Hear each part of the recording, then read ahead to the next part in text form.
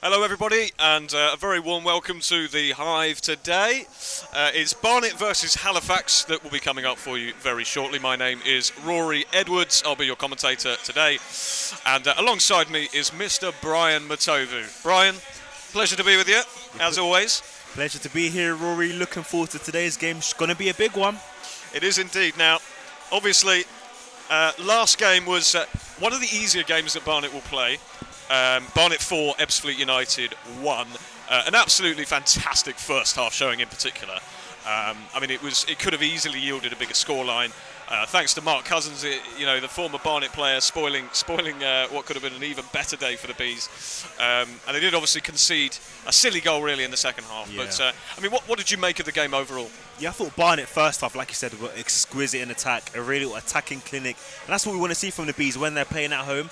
But they were playing Ebbsfleet United, a team that are at the bottom of the league, struggling all season. So some would say that's expected, but you've got to go and do it, like they say. You've got to talk the talk and walk the walk, and that's what Barnet did last week, particularly in the first half. Should have got more goals in the second half, but Mark Cousins did play very well.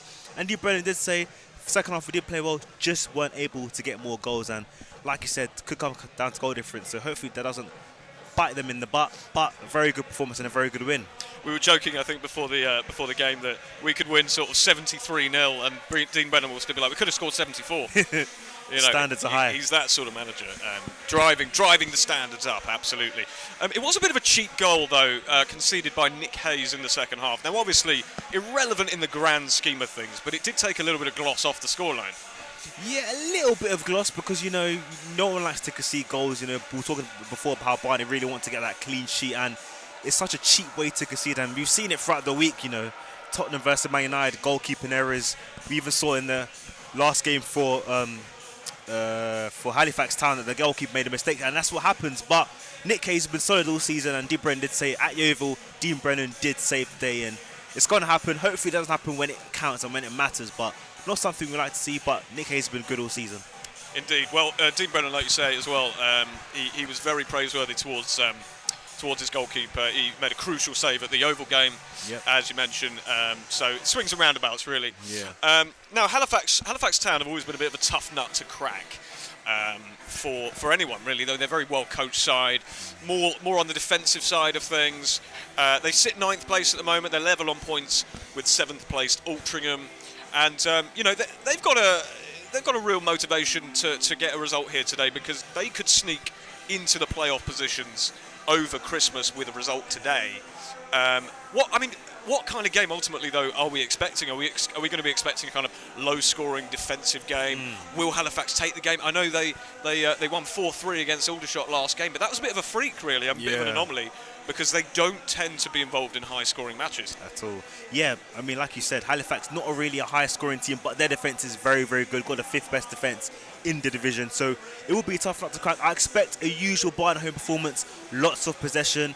If Barnet score early, great, but I could see it being a game where it's attack after attack, wave after wave, and Barnet just have to get that goal. But Halifax are a very, very tough team.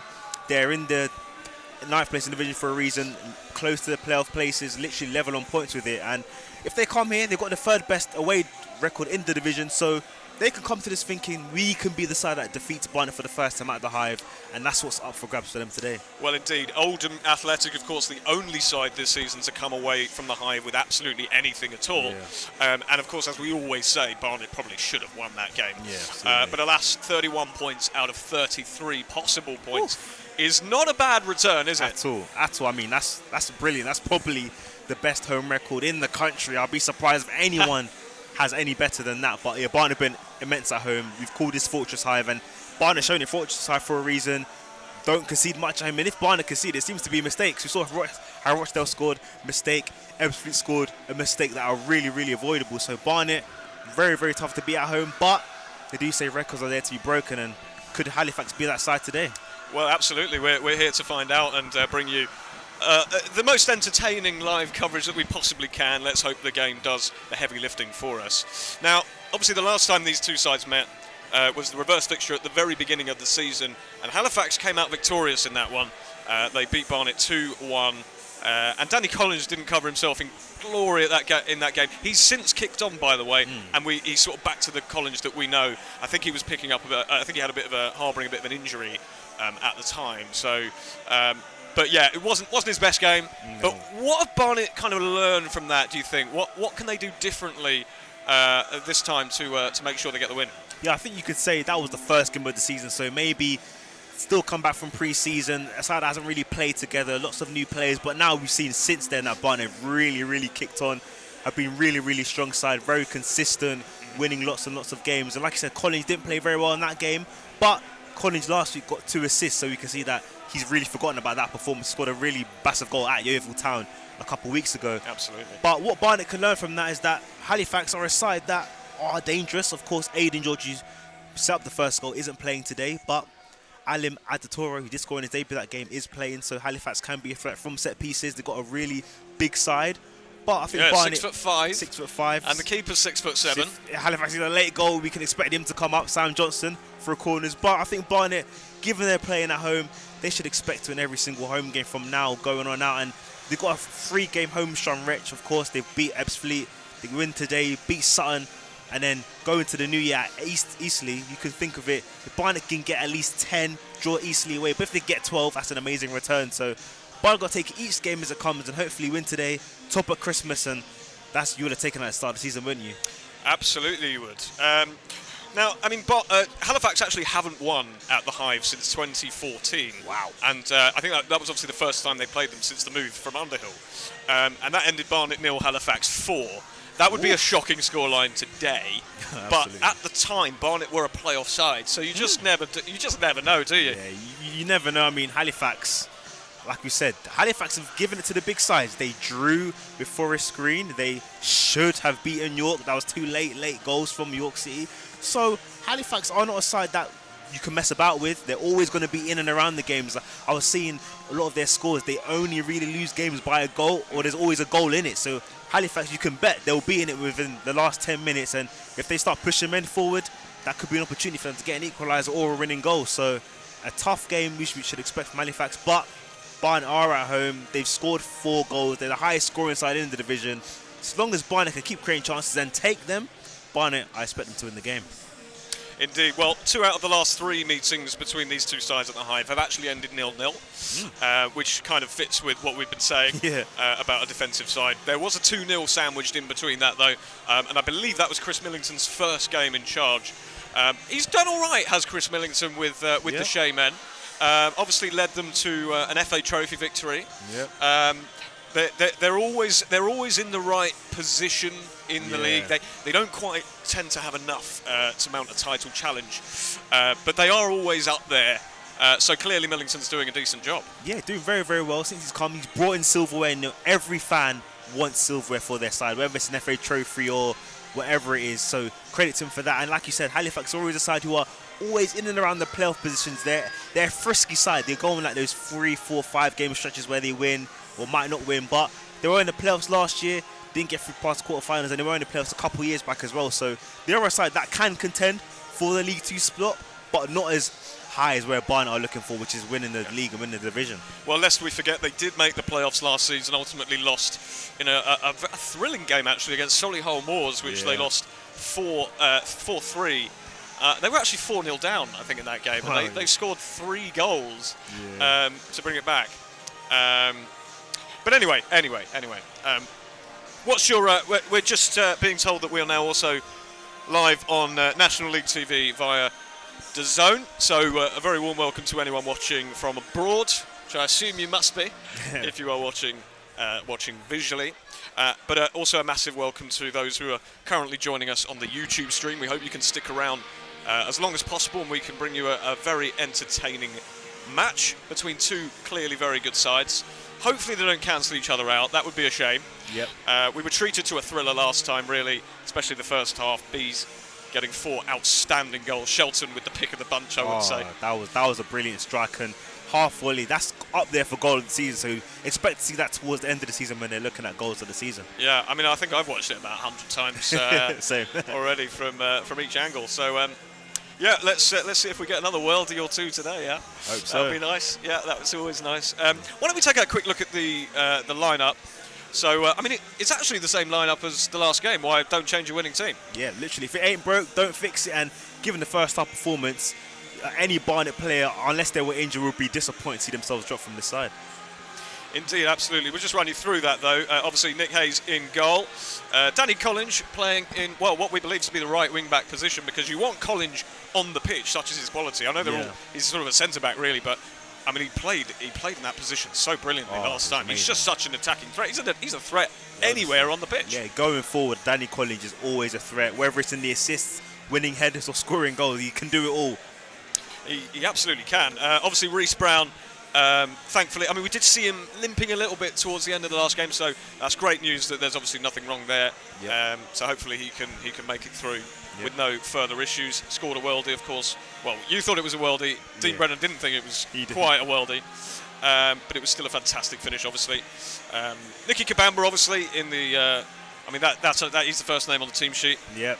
Goal scorer, scored last week. He did indeed, scored the first goal. And it's funny because Kabamba doesn't. Of late, I mean, he doesn't seem like he affects games that much, but when he has his chance, he usually takes it. Yeah. So it'll be on the score sheet, and you think, oh, he's obviously had a massive impact, but actually, he hasn't particularly. He's just taken his chance. Yeah, and I mean, that's what you want from your striker. When you give him his chances, he has to finish them, and that's what Nicky Kabamba's done for most of the season. Of course, you like him to be involved and be an all-rounder, but he's a number 9, he's a goal scorer, and that's what he does best. He absolutely does. Ryan Glover has retained his position in the left wing-back role. Zach Brunt is one of the 10s. Anthony Hartigan, the captain, obviously another one of the first names on the team sheet. Absolutely. Of course, absolutely just such a quality player, a joy to watch always, and we hope to see some more of his trademark diagonals across the pitch. Absolutely. Mark Shelton obviously retains his position as well after his outstanding goal last week. Adebola Aluwo, Nick Tavares and Miles Kenlock obviously in the back three, and it's great to have a settled, consistent back three. You have obviously got Joe Grimwood on the bench as well. No sign of Joe Kizzy though, but it's I mean that's probably the strongest centre back three that you could ask for. Oh, yeah, absolutely. Obviously, Nicky Tavares was out for quite a few weeks of injury, but it's great to see him back, and he slotted in perfectly since he's come back. Barnet look even stronger at the back, and they're already a strong defence. But at home, Barnet are really strong at the back, and we expect more of that today.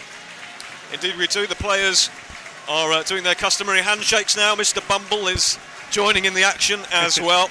Take you through the Halifax side as well. They've actually made no changes either to the side that beat Aldershot Town 4-3 in a sort of uncharacteristically thrilling game for the Shaymen. Obviously Sam Johnson, the towering Sam Johnson in goal. Adam Senior, Jack Evans, Jamie Cook, Angelo Campello, Will Smith, Florent Hottie, Jack Jenkins, Andrew Oluwabori, who lest we forget scored the equalising goal in the reverse fixture. Adam Alimi Adatoro, who scored the second goal in the reverse fixture that won them the game. And Billy Waters also makes up that, what we believe is a front three. It's Barnet against Halifax Town. It's first place against 9th.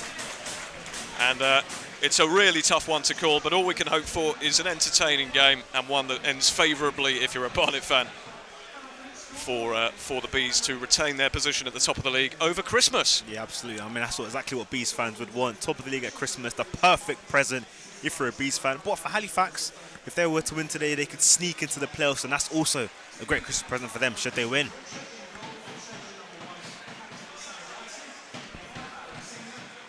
Referee today is Stephen Parkinson, who is having a photo taken with his assistant referees and two captains, keeper Sam Johnson and Barnet's Anthony Hartigan, shaking the hands of the match officials.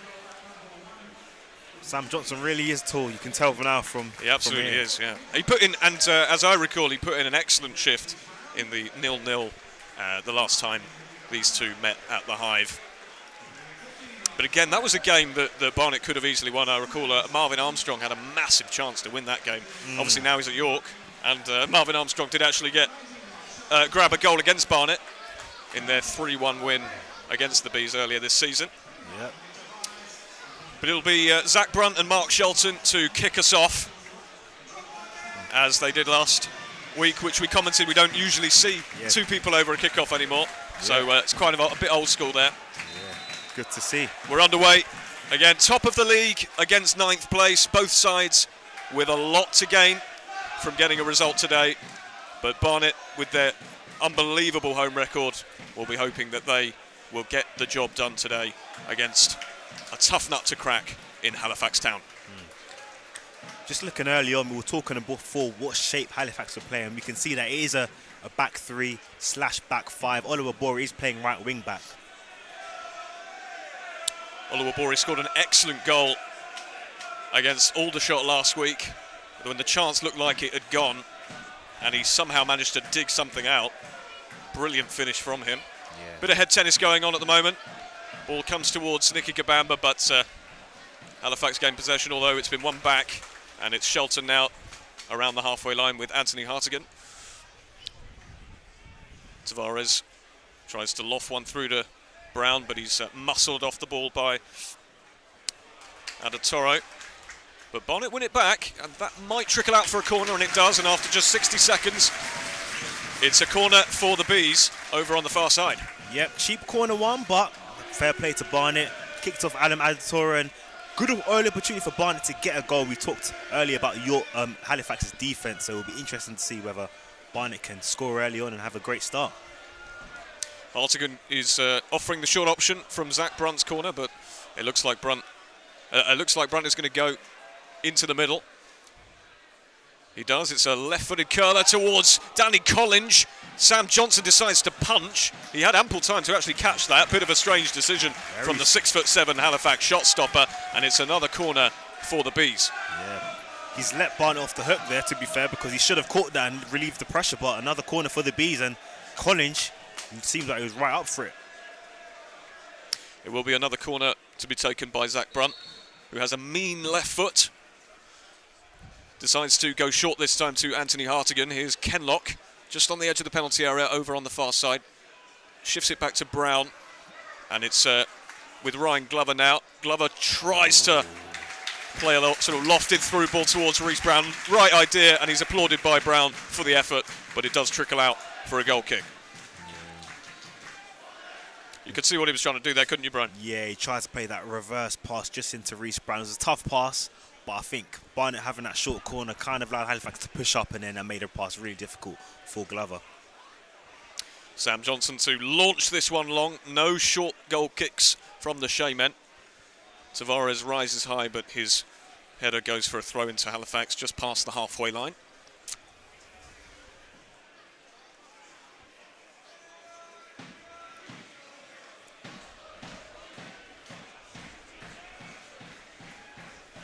Back with Alimi Adatoro. Plays a first-time long ball towards Billy Waters, who also put in a great shift against the shots last time out, but he's flagged offside by the linesman. I think the whole front three for Halifax scored last week. Of course, Oliver Bory is not playing up there, but Waters scoring, Cook scoring. So they come to this game with a lot of confidence, knowing that they can put the ball in the back of the net, given their struggles this season. Tavares plays the ball back to Nick Hayes. Here's Aluwo. Takes it out from defence. Decides to go short to Kenlock, and it's back with Hartigan. Forward to Mark Shelton, who plays a neat ball over to the far side to Reece Brown. Reece Brown is... It's a loose one, actually a loose touch from Nick Tavares, but he gets away with it. And here's Hartigan, could play it over to the left, which he does brilliantly, as we'd expect. And here's Glover. He's got Kenlock on the underlap. Oh, and Kenlock just got that one wrong. Tried to get it back to Glover, but it's out innocuously for a throw into Halifax in their own half. Yeah, just put too much post on that Kenlock. Right idea, but just wrong execution at the end of it. Yeah, it was a heavy one from Kenlock, but Hartigan showing once again why he is so integral to this side. He dictates so much of the play in that midfield area. Here he is jumping for a ball with Florent Hottie. And the ball is lumped forward towards Kabamba. It's loose, but Kenlock will head it back to Glover. Glover is surely pulled down. The referee agrees. Oliver Bory thought he was through, but alas not. Referee Stephen Parkinson awards Barnet a free kick on the halfway line. think we'll see a lot of that this game. Halifax is trying to disrupt Barnet playing the ball, so you might see a lot of nippy fouls here and there just to break it up and stop Barnet from getting their flow like they usually do at home. Yeah, that's one way to mitigate the Bees, is to stop them playing. Be physical. Hayes launches a long ball towards Kabamba. It's headed clear though, only as far as Reece Brown. Brunt with a clever first-time touch out towards his teammate Shelton, who finds Collins on the overlap. Tries to put the ball into the middle, but Alimi Adatoro gets that one away with ease. But it is a throw-in. It is a throw-in for the Bees, deep inside the Halifax half. Where's Cropper when you need him, eh? Well, he's on the bench. That's where he is. It's a competitive squad to get into this. Very competitive. That's loose from the Bees, and they've wastefully conceded a throw-in. Yeah. At this time last week, had Barnet already opened the scoring? Kabamba? Was it 10 minutes? No, in? 9 minutes. 9 minutes. 9 way minutes, yeah. way too so early. we've still got plenty of time. Plenty of time. Don't no need to be too disappointed. Thought it was much earlier than that. Yeah, just 6 minutes gone. Barnet 0, Halifax Town 0.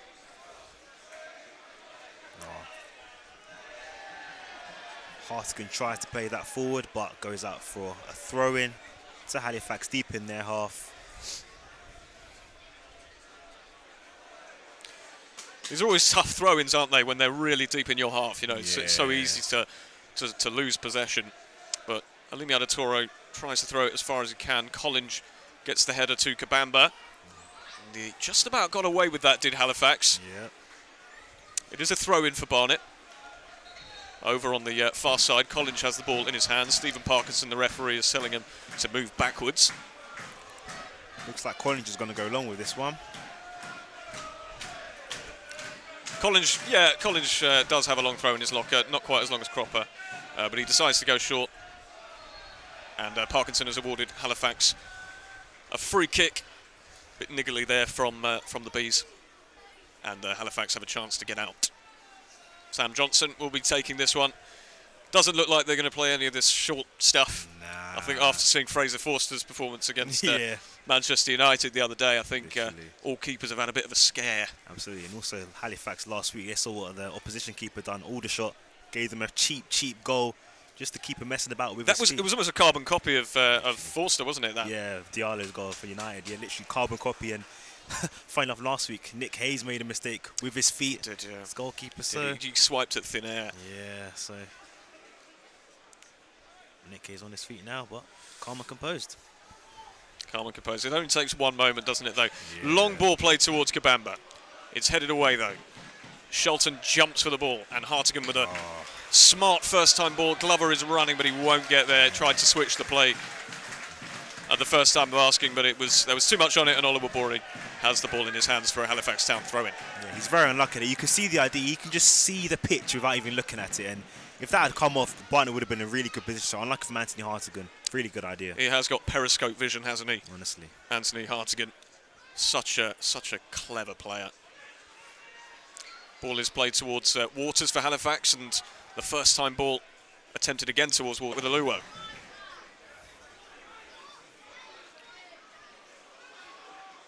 Brunt chests it to Glover, but that's loose. Glover might get away with it, though. No, he's been tackled by Adam Senior, who plays it towards Hottie in that midfield, who flicks it very cleverly towards Billy Waters. And here's Waters over on this near side. Plays it back to Oluwabori. He gets past Glover with ease there. He plays a short pass back, and it's wasteful from the Shaymen, and Brunt can take the Bees out, but it's an aimless long ball towards Kabamba, and that's out for a throw-in. And that was a little bit of a hairy moment for Barnet. Yeah, Barnet just giving the ball away cheaply, but fair play to Hottie. Brilliant bit of improvisation to flick it and play that ball over the top to Waters, and found Oluwabori, but he just can't pick out a play on the edge of the box. And had they were able to get a shot across, that could have been an opportunity for the edge of the box. And had they were able to get a shot across, that could have been an opportunity for them. But Halifax don't really score a lot, but we don't want to give them opportunity. They did score 3. Hartigan will take this free kick from just halfway inside the Barnet half. 10 minutes gone, so this time last week Barnet were leading. Yeah, they have failed to match last week's early goal. But Halifax, as we know, a very, very different early goal. But Halifax, as we know, a very, very different proposition. Yeah. It was actually Waters with the goal. It was actually Waters with the goal. Goes to the half. Plays to Shelton. Nice. Here's Reece Brown. Loops it towards Kabamba. Well headed back by Adatoro to Sam Johnson. And the Bees can't quite get going.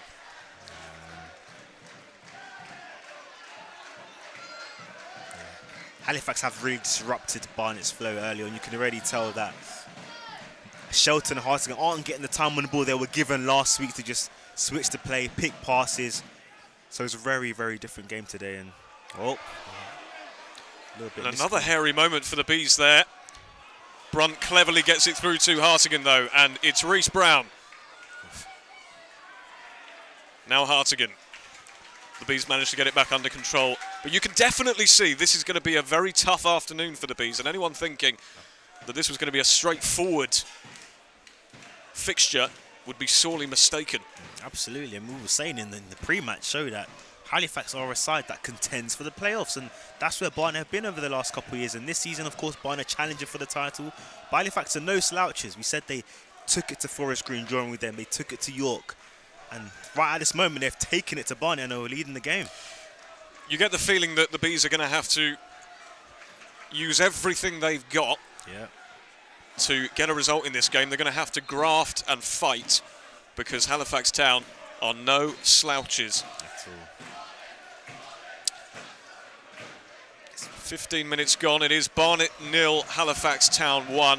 It was Waters with the goal and Jamie Cook set him up. It was Hottie's ball through. Yeah, Hottie's pass was a brilliant pass in behind. Totally broke the Barnet back line. Yeah. And it was far too easy from a Bees perspective for Halifax to get the goal. Yeah. Dean Brennan won't be happy with that, of course, but you've got to give credit to Hottie. It's a brilliant reverse pass, and to be fair to Cook, he made the right decision, played it across goal and Waters. Scored last week, scored again this week. But loose play once again from Barnet. Glover's never going to get there. And Barnet just cannot get their rhythm at all at the moment. You're normally so calm, composed and professional. They look a little bit shaken, I think, by that early goal from Halifax. And that's the trouble when you're so used to having it your own way for quite a long time at home.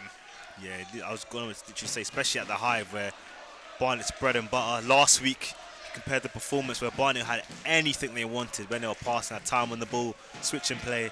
But this game, 15 minutes in, we can already tell that it's going to be nothing like that. And Halifax, like I said, just want to break up play, disrupt the rhythm, and that's what they've done. Tavares is fouled by Hottie there and wins a free kick in the Barnet half. Chance for the Bees to gather their thoughts.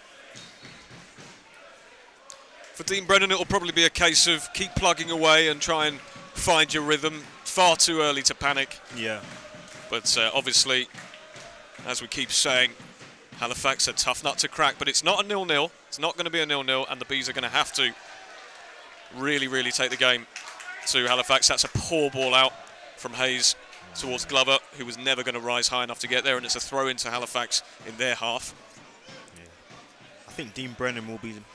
If Barnet gets there halfway, 25 minutes in, haven't created any chances, that might be of a concern to Dean Brennan, because we don't know that Barnet do create opportunities, and to be fair, these haven't really been in the box other than from corners. Glover takes a free kick quickly after Kabamba was pulled back, and Brunt finds Glover on the overlap. Here's Glover entering the penalty area, pulls it back, and it's cleared away for a Barnet corner. This time on the near side, it will be taken by Anthony Hartigan, and come on Barnet, the cry from the Bees faithful as they try and bring their team back into it. Here's Hartigan with the right-footed corner. It's a lovely delivery as always, but it's headed clear, and Waters will collect this one. Glover, and just completely shoves Glover off the ball fairly though. Kenlock has collected it though, and he's driving forward now and gets it over to Hartigan around the centre of the pitch, midway through the Halifax half. Goes infield to Nick Tavares. Here's Glover over on that far side, taking on Angelo Capello, and he's won another corner. Now, the Bees haven't actually scored directly from a corner this season, although they did get a goal that was not given against Hartlepool, frustratingly. Yeah, absolutely. Yeah, for a very soft foul on the goalkeeper for Hartlepool. Definitely. So technically they have scored one Yeah. this season, but they haven't scored Not given. officially. But perhaps they will on this occasion. He's their fourth corner already. Brunt with a delivery doesn't beat the first man, and it's headed clear by Capello. Kenlock has Shelton over to the near side. He decides to go to Shelton. It's back to Glover. Barnet trying to work it from side to side. Here's Hartigan. Over to Tavares. And you can just see the work rate from the Shaymen. Collins does well and gets it to Brunt. Brunt being hounded by Hottie, but he gets a clever ball through to Collins, who could get a cross in. And it's a really crucial interception there, because Reece Brown looked like he was about to control and let fly from inside the penalty area, and it's a throw into the Bees on 20 minutes. Barnet 0, Halifax Town 1. Yeah, much better from Barnet, getting a lot more possession, getting a bit more joy going forward, winning a couple of corners, but still just haven't been able to find that cutting edge in the final third and create a clear-cut opportunity.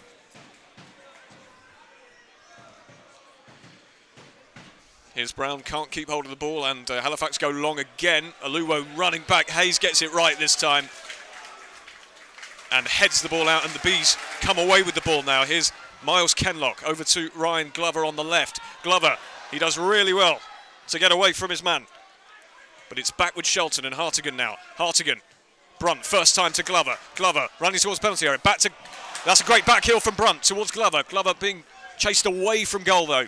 Plays it back to Kenlock. Patient stuff this from the Bees as they threaten to create an opportunity.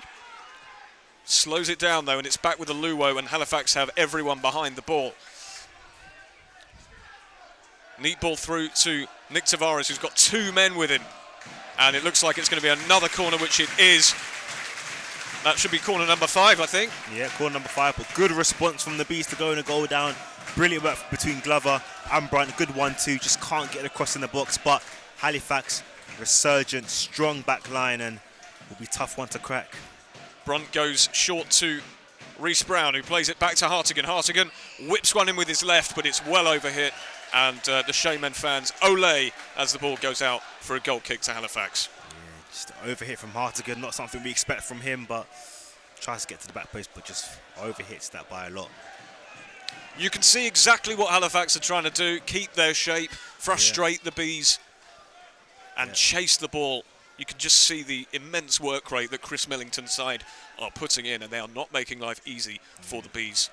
Yeah, and that's why they are where they are. That's why they see so little goals in the league, and now they've got something to hold on to. So could the Shaymen be the first side since Chesterfield in February of this calendar year to come away with all 3 points at the Hive?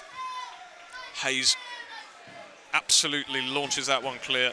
Kabamba was tussling with Adatoro, but Adatoro looks, I mean, you can just see there's even a slight physical mismatch there. Yeah. Adatoro just looks bulkier, and he's got Kabamba's number at the moment. Yeah, for sure. I mean, he's taller than him, stronger than him, might be quicker than him.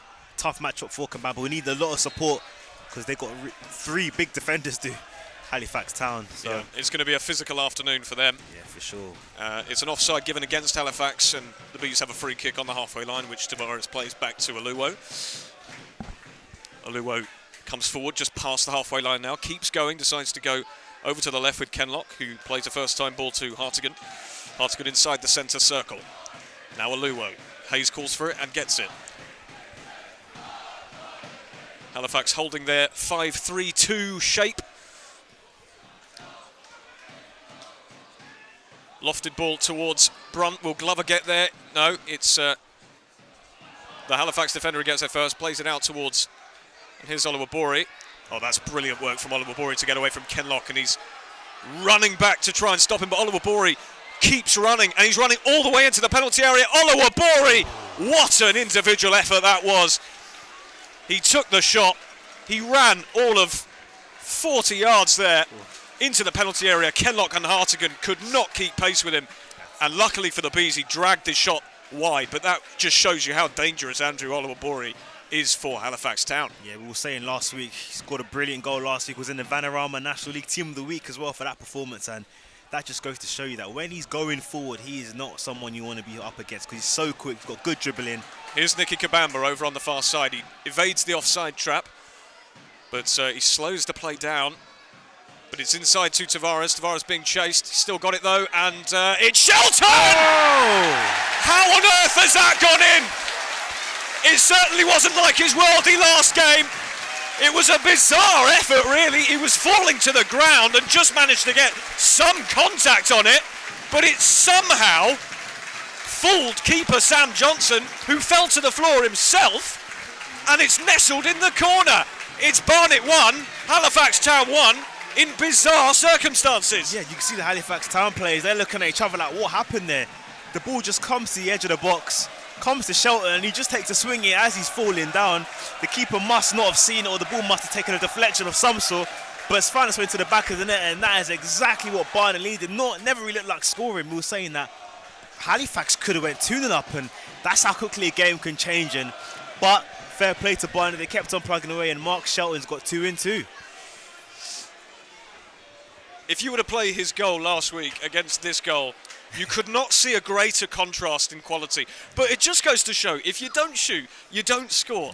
And he was literally falling over. You just took a swing at it, and you know, when you get it on target, he always said get on target, give the keeper something to do, and I think Johnson will be disappointed when he looks back on it. But to me, it seems like a goalkeeping error. Yeah, it went really, really slow. It'll be interesting to see it back, but it did look like he kind of fell over and lost his balance. Yeah. Was expecting something maybe more akin to last week. Yeah, absolutely. And he was almost shocked by the poor quality. But anyway, here come Halifax looking for... Oh, and it's deflected into the path of Waters, but he gets away with it. I think he did Does look Nick a bit Hayes. offside. So, 25 minutes gone. Barnet 1, Halifax 1 in weird circumstances, to say the least. But Barnet won't care. They're back into the game. It's level pegging.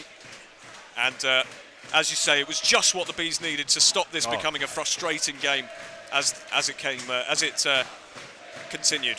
Yeah, absolutely. The longer this went on 1-0, the more anxious Bees fans would get. But now, 1-1, obviously you still want to win the game, but that's kind of settled the nerves down, and Barnet fans can think, okay, cool, we've got the equaliser, now let's push on for the win. Hayes with a long ball towards Kabamba. They could have left it, did Halifax, but they don't, and Glover comes away with it. Here's Kenlock now, all inside the Halifax half. Kenlock chops inside past Hottie. That's a good play from Kenlock, and the Bees moving Halifax around like chess pieces. And here's Kenlock back to Glover now. Glover with a first-time ball into Nicky Kabamba, heads it back, and it's short. Is it over the line? The referee hasn't given it, and Barnet are claiming that the ball has gone over the line. Reece Brown has his hands on his head. Wow. Well. It was a first-time cross from Ryan Glover that Kabamba headed back into the 6-yard box. And a deft flick looked like it might have crossed the line, but the referee and the linesman had other ideas. Possible controversial moment there, as the Bees thought they'd taken the lead for the first time in the game. Yeah, we couldn't really see from this angle whether it went over the line or not, but the ball came in. We thought Kabamba was going to head it in, but seemed to head it back towards Shelton, and again, he didn't really get the greatest contact on it, and we thought it would just trickle its way in, but give credit to Halifax for clearing it off the line. But it'll be interesting to see whether that did go over the line. Of course, no ground technology at this level, but if the referee's not sure, he can't give it, and that's to see what has happened. It couldn't have been much closer. Oh, I mean, it's as close as it gets. And it looked for all the world like that was going to be Barnet 2, Halifax 1, but alas, it remains 1-1. And the Halifax starting to show a little bit of frailty. Yeah, Barnet have all the momentum. We say that goals change momentum, they change games, and that goal's brought Barnet to life. They're opening Halifax up more and really should have taken the lead, and it just seems like a wave of attack from the Bees. Here's Brunt, neat play. Kenlock. They play out so well to the Bees when they're being chased down. Kenlock. That's good play from Hottie, actually, and he looks like no, he hasn't won the throw, and he's bemused. He's looking at the linesman and shoves the ball down in frustration. The referee is going to book him for dissent here. That is a ridiculous way to get yellow carded. He was frustrated that he wasn't given the throw in and just pumped the ball down in anger, right in front, right under the nose of Stephen Parkinson, the referee, who said, "You can't do that." That's a yellow card. To be fair, Tim, the linesman did give the throw to Halifax. He was probably thinking linesman's giving it, but referee overruled him, and just frustration through there. Probably frustration for giving away a cheap goal. The throw-in does come to nothing, but the Bees have the ball back. That's loose, though, from Kenlock, and here's Oliver Bory. And look at the skill to get away and the pace and the power. Tries to play infield, but he's knocked off the ball fairly, and Barnet get it clear. Collins against Capello now. The ball is played forward towards Jamie Cook. Will Tavares see this out? Hayes will collect. Yeah. Oliver Bory, every time he gets the ball, he just causing panic in the Barnet crowd. You can just feel it, like, tackle him, man. The Bees just cannot deal with him at the moment. Power, pace, all in one package. Long ball towards Kabamba, but that's not executed right. And it's a goal kick to Halifax on 30 minutes. Barnet 1, Halifax 1. Billy Waters completing a neat team move for the Shaymen. And Barnet equalising in bizarre circumstances through Shelton's effort as he was falling over. Sam Johnson will be hugely disappointed with that, the captain. But it doesn't matter, they all count, and it's Barnet 1, Halifax 1. And it so could have easily been 2-1. So could have easily, so should have been 2-1. When Dean Brennan speaks about that at the end of the game, you can bet your life that he would have said that. Well, hopefully it will prove won't irrelevant. Matter, but yeah, really big opportunity there for Kabamba and Shelton. I thought Kabamba could have headed it in himself, to be fair. Yeah, it was interesting, a decision that he didn't actually head it himself. Perhaps it was a little bit too wide, or he felt it was a bit too wide. He thought it was better to get it back in the danger zone. Long ball, and Kabamba's chasing this. Adam Senior with an overhead kick to clear it. And the referee, Adam Senior, is on the floor. Kabamba is pleading innocence for something. Is he claiming that Kabamba caught him late, possibly? Yeah, looks like it. But it looks like Rory is back on his feet. No foul is given, though, and it's a throw into the Bees inside the Halifax half. Ryan Glover has the ball.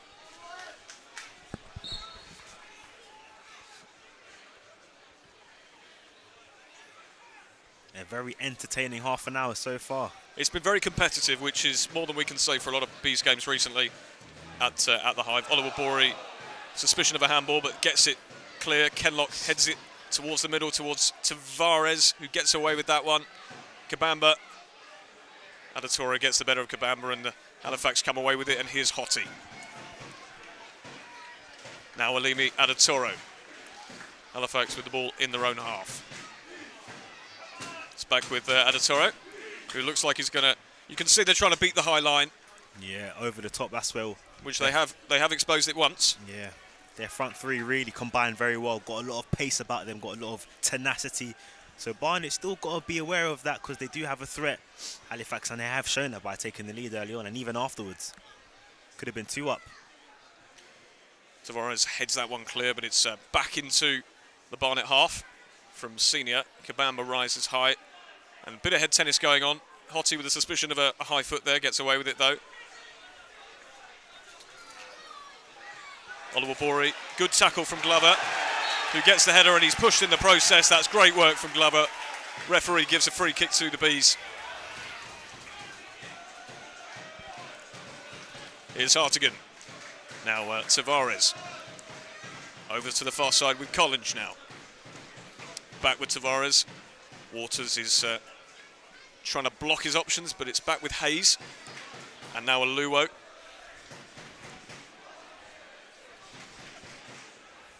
Here comes Aluo. He's allowed to keep moving forward towards the halfway line. Goes back to Kenlock, and the ball is back again with Nick Hayes.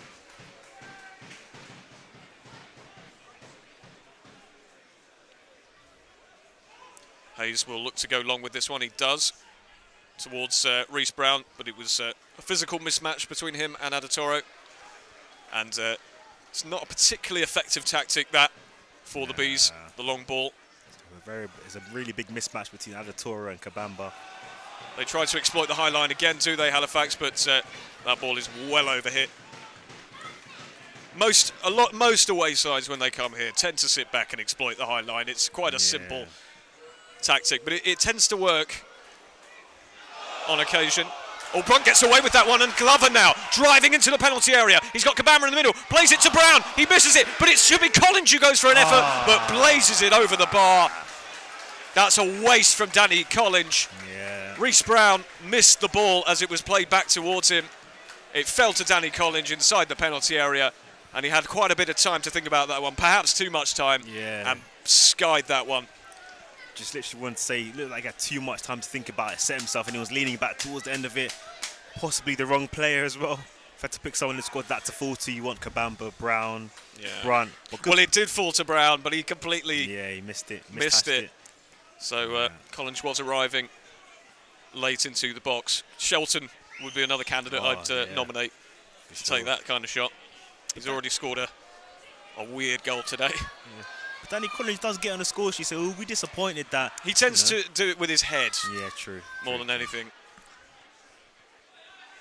Halifax let that one go for a throw-in. Capello with some good work down the far side. And here's Adetoro with the ball in his hands, right on the halfway line, where the managers are.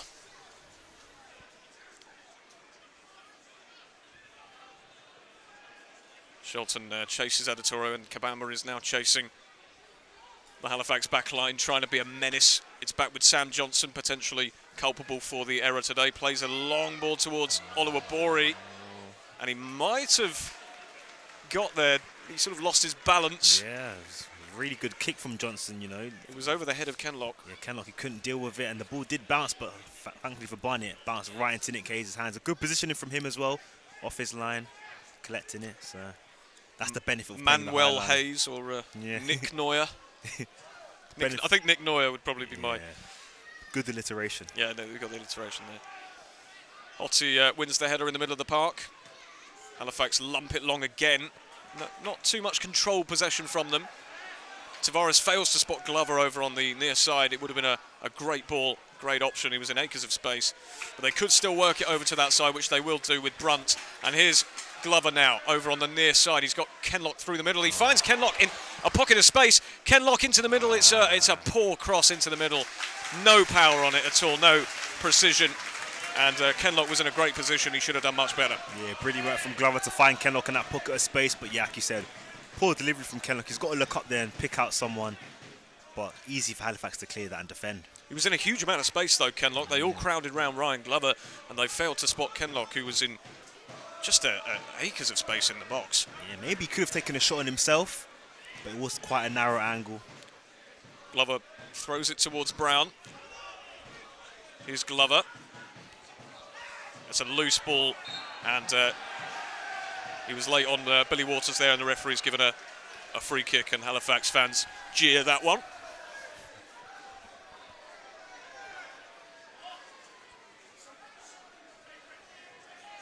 .37 minutes on the clock, and the scores are level.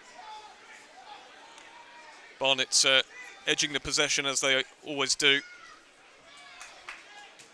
But Halifax remaining resolute for the moment after a scare that they had after Barnet's equaliser, where the ball couldn't have been much closer to going in. Kabamba tries to get his body in the way of the ball. And the Bees win a throw-in. Glover thinks about taking it quickly, but instead goes back to Miles Kenlock. Just in his own half. Back to Aluo now. Crossfield pass to Tavares now. Tavares taking on Cook. Decides to play it back to Aluo as they typically work it side to side. It's now Kenlock over on the left. He's got an option. Oh, Kenlock. That's poor from Miles Kenlock. And Glover was in a good amount of space there. Here's Oluwabori. That's poor from Oluwabori. And Barnet have an opportunity to come out here. Through midfield, it's Brown. Back to Collins. Collins should play it forward. Oh, that's a brilliant through ball towards Brunt. Brunt approaching the penalty area. Glover now is inside the penalty area. Could he check back and have a shot? Glover goes to the near post, but drags it wide. Yeah, it was good play there from Barnet, winning the ball from Oluwabori, who gave it away in the middle, works its way out to Ryan Glover. We know that he loves cutting inside, going for the far corner, but this time tries to give the keeper the eyes and find the near post, but just gets the wrong purchase on it.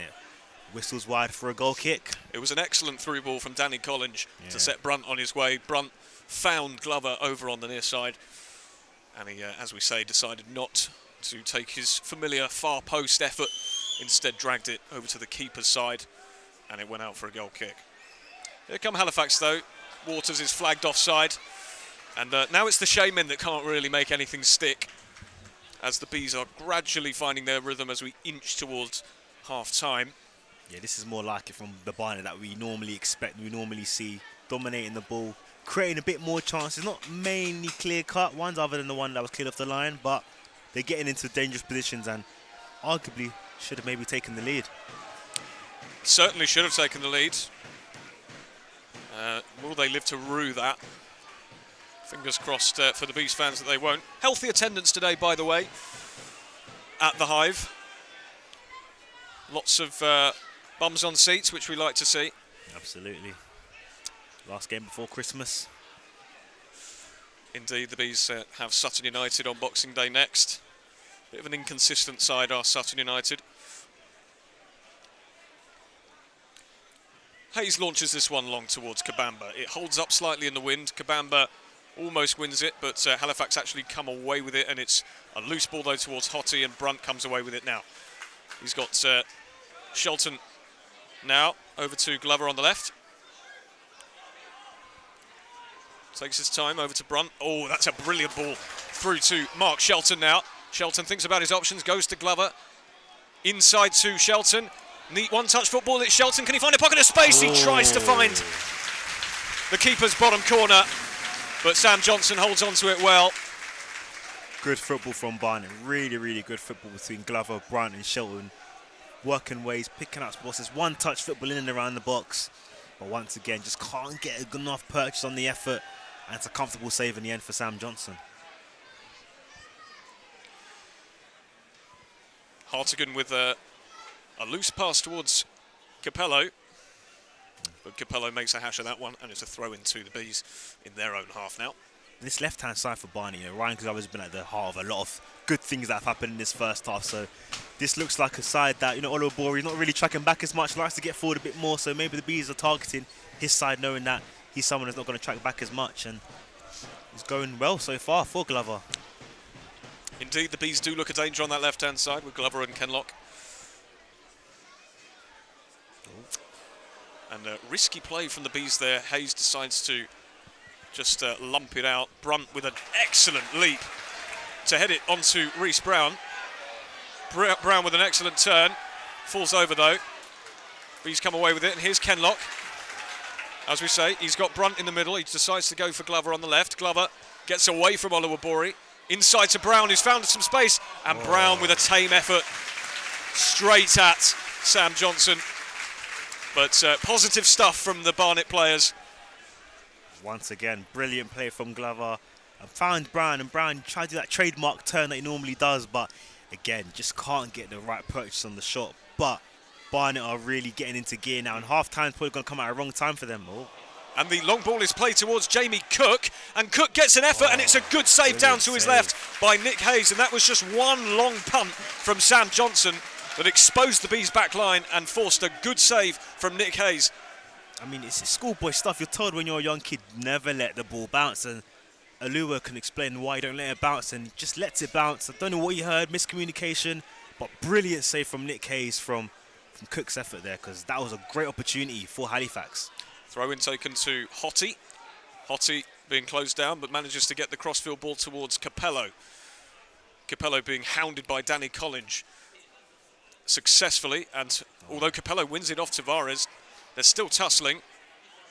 Collins does really well though, gets it back to Tavares, and it's a goal kick in the end, much to the chagrin of the Halifax players.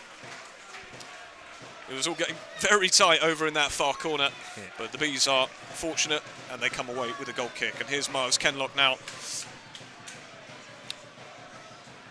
as the Bees fans drum up some noise. Here's Aluwo. Back to Hartigan, playing it around the back. Hayes controls it just about. And he might think about taking this one long, or he's got Tavares over to the right. He finds Tavares. That's a good ball. Tavares running towards the Halifax end. Jamie Cook surely with a foul there. And the referee has awarded it. It's a free kick to the Bees, just past the halfway line. 43 minutes gone, Barnet 1, Halifax Town 1. Both sides have had big chances. You know, Cooks had one. Oliver Rory went close. Shelton went close. Glover's gone close for both sides. So it's a fairly even game. Probably say Barnet edging it. Possession. Yeah. David says, "Come on, the bees from Australia." Wow. Thanks for tuning in, David. Well, wonder what time it is over there. Yeah.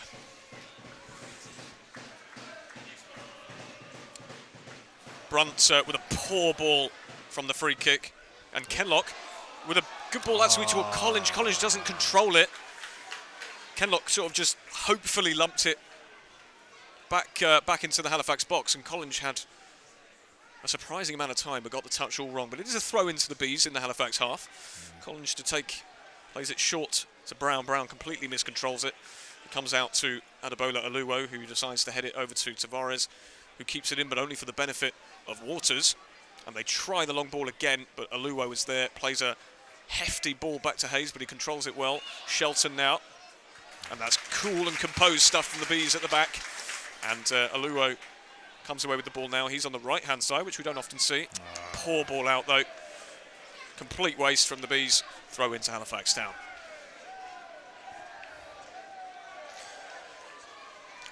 We're getting word that Aldershot are 1-0 up at Forest Green Rovers, which is great news for the bees. I mean, great news for York as well.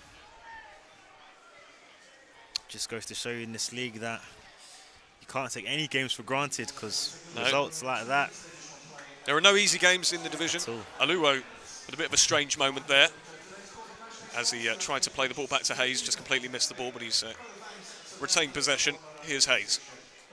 2 minutes of added time to the first half, which has been an entertaining watch, a far more competitive game than we've been used to recently. It holds up in the wind nicely for Reece Brown, who chest controls it excellently, and here's Nick Tavares. Collins over on the right. Looking for options here, hasn't got too much movement, plays back to Brunt. Brilliant pass. Clever first time ball into Tavares. Tavares hooks it into the box.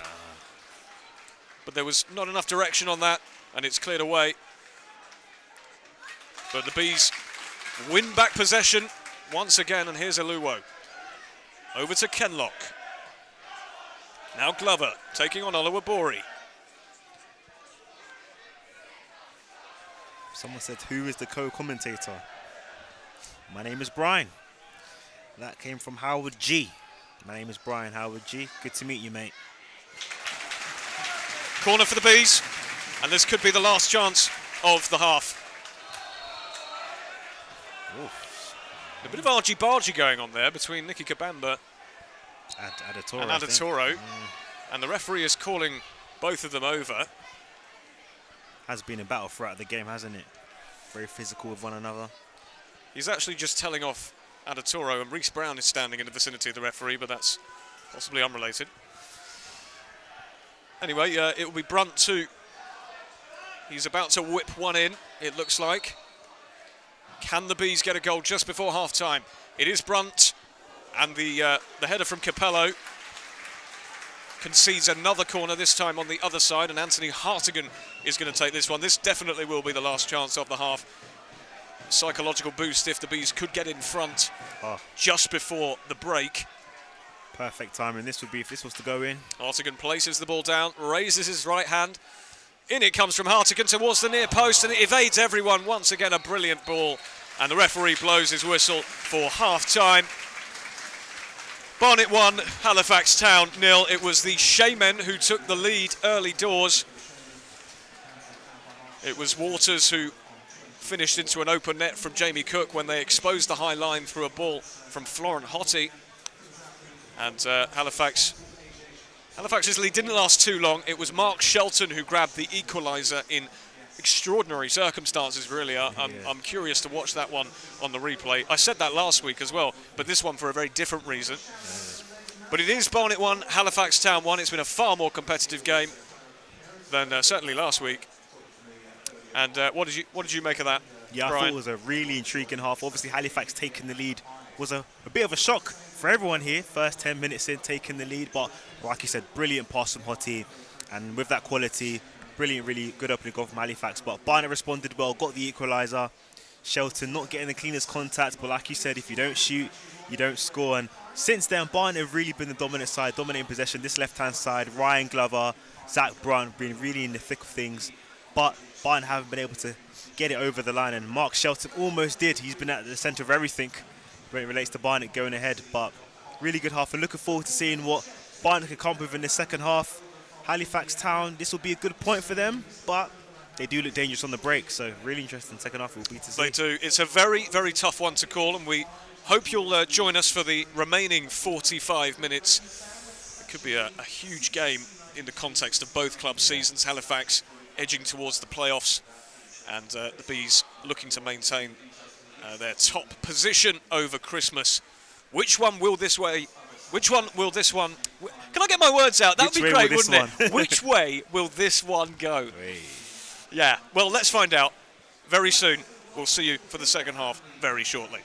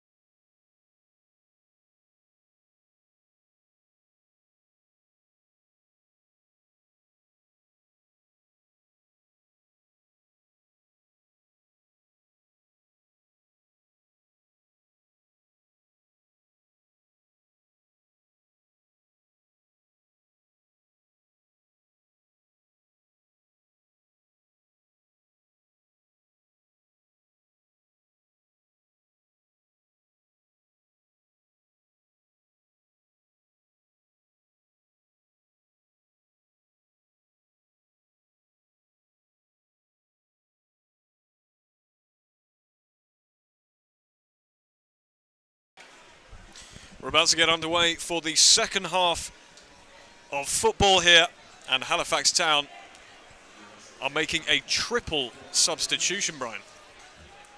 3? Okay.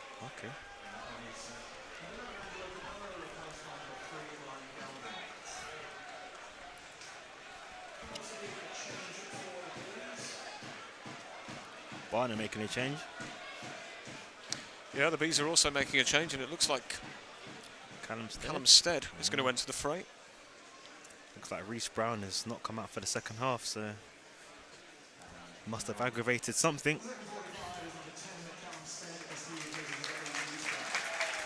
Yeah, Reece Brown is coming off and Callum Stead is coming on. Let's hope that's not an injury thing. It might be tactical, because Callum Stead, he does have this kind of energy about him, does Callum Stead, this relentlessness. Yeah. And we're underway for the second half now. Barnet 1, Halifax Town 1. It could go either way. Both sides have looked dangerous in their moments. Barnet have edged the possession as they always do, but the Shaymen have had their chances. And we will confirm those Halifax subs shortly, but it's a neat ball through to Kabamba, who chest controls it well. He's being held up there, and he loses out, and Halifax get it clear. Throw into Barnet, though, in their own half. In the Halifax half, I beg your pardon. I think that second half change for Stead helps Kabamba. You have another forward that's going to occupy a centre half, and you just saw opening that Kabamba was on a different centre half. So Callum Stead coming on, because you know Reece Brown likes to drop in a bit. So I like that substitution from Dean Brennan. Get more support to Kabamba, and hopefully it should work.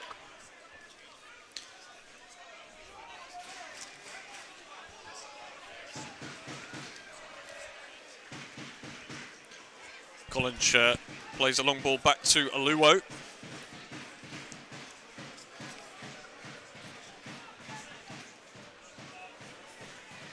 And it's back with Hayes. Launches the ball long towards Kabamba, but that's an imperious header from Will Smith. Not to be confused with the Men in Black actor.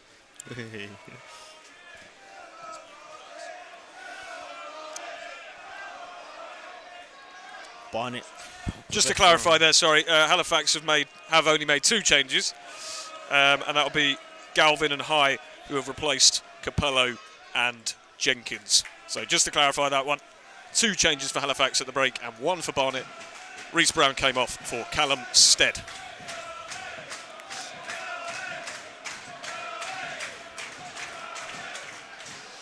Here is the aforementioned Stead, but he's bundled off the ball fairly, though.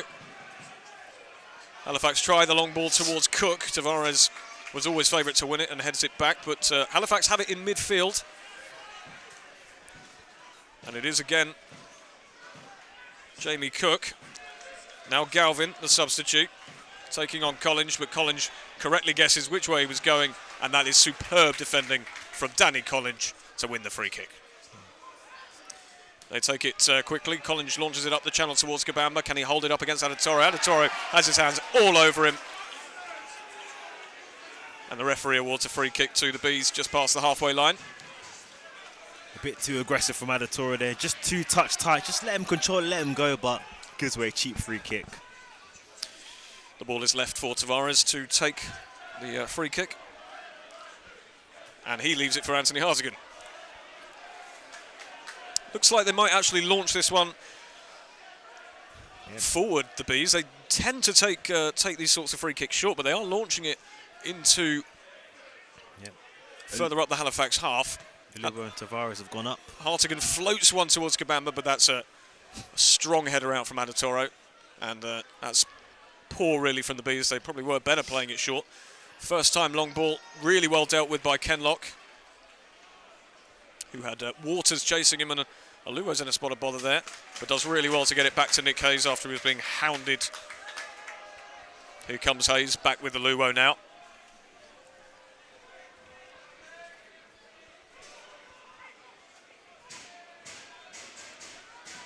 Hayes goes long, again towards Kabamba. Will he win the header this time? No.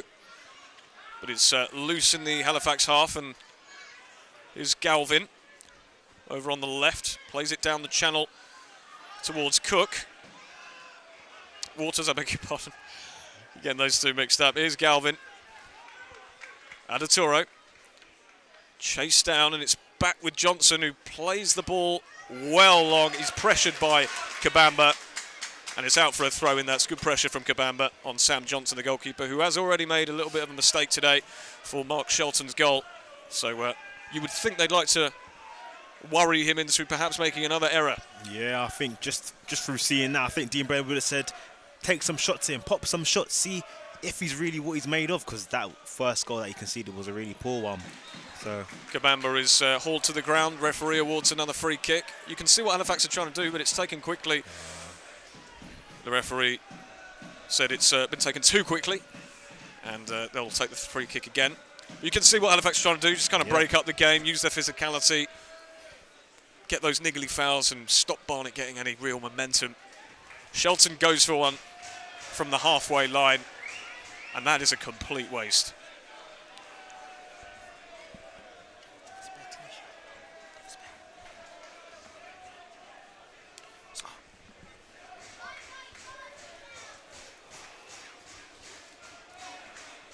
Just going to say, it looks like Oliver Bory for Halifax is playing a little bit more further forward. Looks like seniors move towards that right wing back position, or they're going to a back four.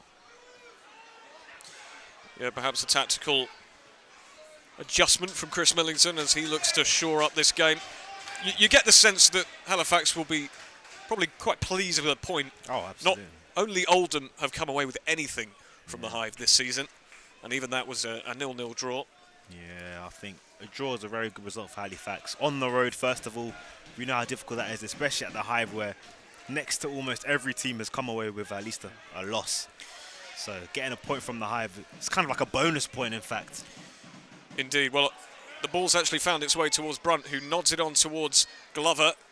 It doesn't quite fall for him, though, but it will come back to Glover, who heads it cleverly towards Brunt. Oh, that's excellent play from Brunt. And here's Glover. Plays it inside to Shelton. Shelton, oh, he could have played in Kenlock there and probably should have done. But he took too long, and Aluwo does really well to chest the ball down and win the ball from Billy Waters. And Barnet come again. Oh, excellent brilliant from Collins to skip past his man as if he wasn't even there. Here's Brunt. He'll cross into the box. And Adatoro with a diving header away. It'll be salvaged by Brunt. Inside to Kenlock. What can Kenlock do? He tries to dink one in towards Tavares. Tavares being chased away from the penalty area. It's still Tavares over on that far side. He needs to release the ball, really, but instead hangs on to it for too long, and there's a chance for Halifax to lump it clear, which they do, but it'll be collected by Aluwo, and the Bees surely will come again, which they do. And the Bees once again finding dangerous pockets of space without really threatening Sam Johnson's goal. The pressure has been decent, but with not enough end product. Long ball played towards Kabamba, but it's come out to Waters, and Halifax have a chance to run it clear, but the through ball is easily collected by a combination of Collins and Aluwo, and Stead could play in Shelton on the overlap. Shelton tries to win a throw-in or a corner, wins the former, and it is a throw-in. Here's Danny Collins on this near side. Goes back to Tavares, and it's with Aluwo now on the centre circle.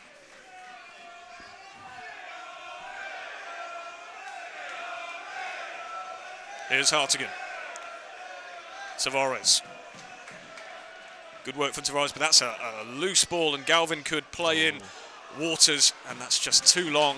That was a good opportunity for Halifax to launch a counter-attack, which they've squandered.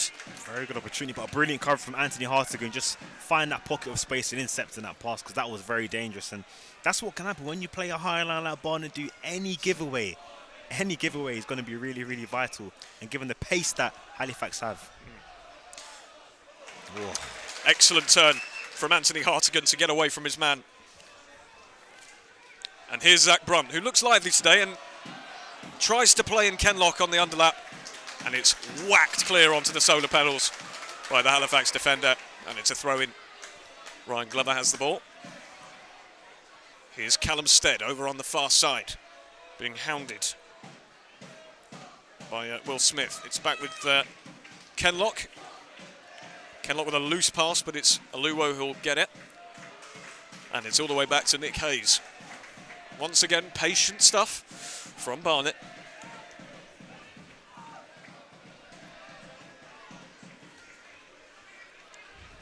Halifax very happy to let Barnet have the ball here. Very happy. Hayes goes long. Kabamba tries to win it. He does. It's found its way to Glover on the far side.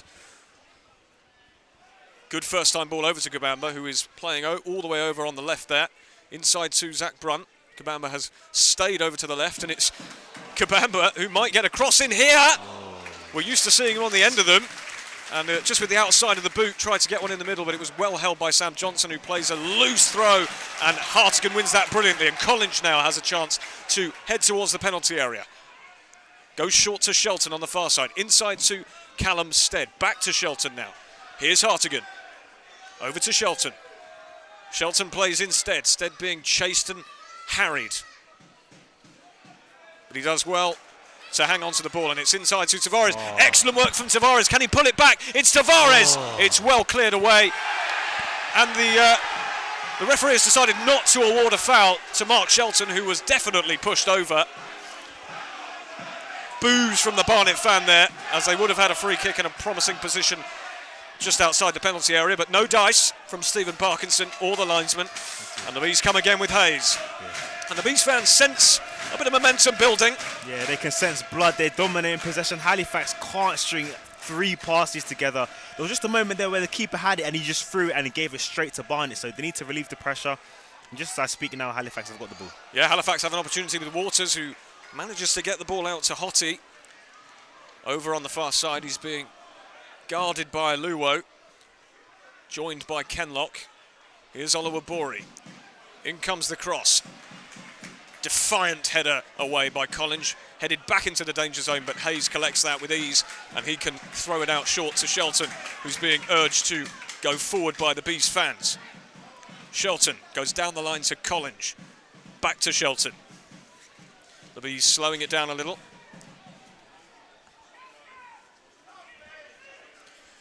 And here's Aluwo carrying the ball out. Again, Halifax allowing Aluwo and the back line to carry the ball out towards the halfway line and beyond, as they continue to hold their shape. As you say, the back 4. Yeah, back 4 now. You've got 2 sitting as well. So it's a classic 4-4-2. Yeah, literally. And when they're defending, sometimes you can see that. I think it's Jenkins. He goes into it's like a back 6 at times when they're defending. When Barnet are really pushing, or Jack Evans, beg your pardon. Yeah. Really tighten it side, and this is what Halifax do. They frustrate you, they make it hard, and you can see why their defence is so good, because they just can't be broken down easily against a side like Barnet, who are the highest scoring side in the league. Long ball played up to Kabamba. Shelton wins the header. Kenlock manages to cushion it for Glover. That's good play from Kenlock. Glover heading towards his own goal. Shelton inside to Hartigan. Hartigan with a brilliant ball through to Kenlock. Kenlock has Kabamba, and he's bundled over. No penalty awarded. There weren't really many appeals, so perhaps it wasn't a clear-cut one. Good play from Glover over on the far side. Gets the cross in first time. It's blocked, and a corner for the Bees. There were a weak shouts for a penalty there. Kenlock has won a penalty before against Dagenham and Redbridge, a game which Barnet obviously won 4-3. Yeah, it definitely wasn't a penalty, but I thought Miles Kenlock held on to the ball for too long. You see Kabamba saying, I was open, and Kenlock looks up, Kabamba's there for the tap-in, and he just took a bit too long. And fair play to Halifax, they defended it very, very well. But you can just see that it's going to be wave after wave. You know where this game is going. Just eventually, surely, Barnet are going to find that second goal. But against Halifax back line, you wouldn't want to bet against them conceding another goal, because they don't usually concede many. Patience is key here for the Bees, and Halifax have actually got a player down. It looks like Andrew Oluwabori, yeah. Which is bad news for Halifax fans. Or it's just a tactical, pause and play. He is, he is jogging, moving fairly freely, and he might be okay to carry on. He has just gone onto the touchline. He'll probably be all right. They have got someone. Looks like they're going to make another change, Halifax. So yeah, they are lining up another change, possibly. Looks like Max Wright might be entering the pitch.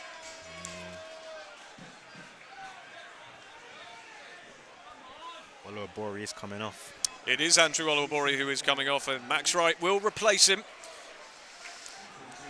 It's good news for Barnet fans. I thought he was the most threatening player, Oluwabori. Well, he hasn't really had much going on. Yeah, not this second half. Yeah, certainly in the second half. But he was a real danger in that first half. A bit of a menace for the Barnet back line. Barnet play the corner short. Here's Glover. That's wasteful, though. It has found its way back to Miles Kenlock, though. Back with Hayes, who's so far out, he's on the halfway line. Launches the ball back in towards Kabamba. Will he win it down? It's cushioned down for Brunt. Kabamba was on his heels. And it's a long, long ball that's actually might come all the way for Halifax. Aluwo chasing it down. That's good work.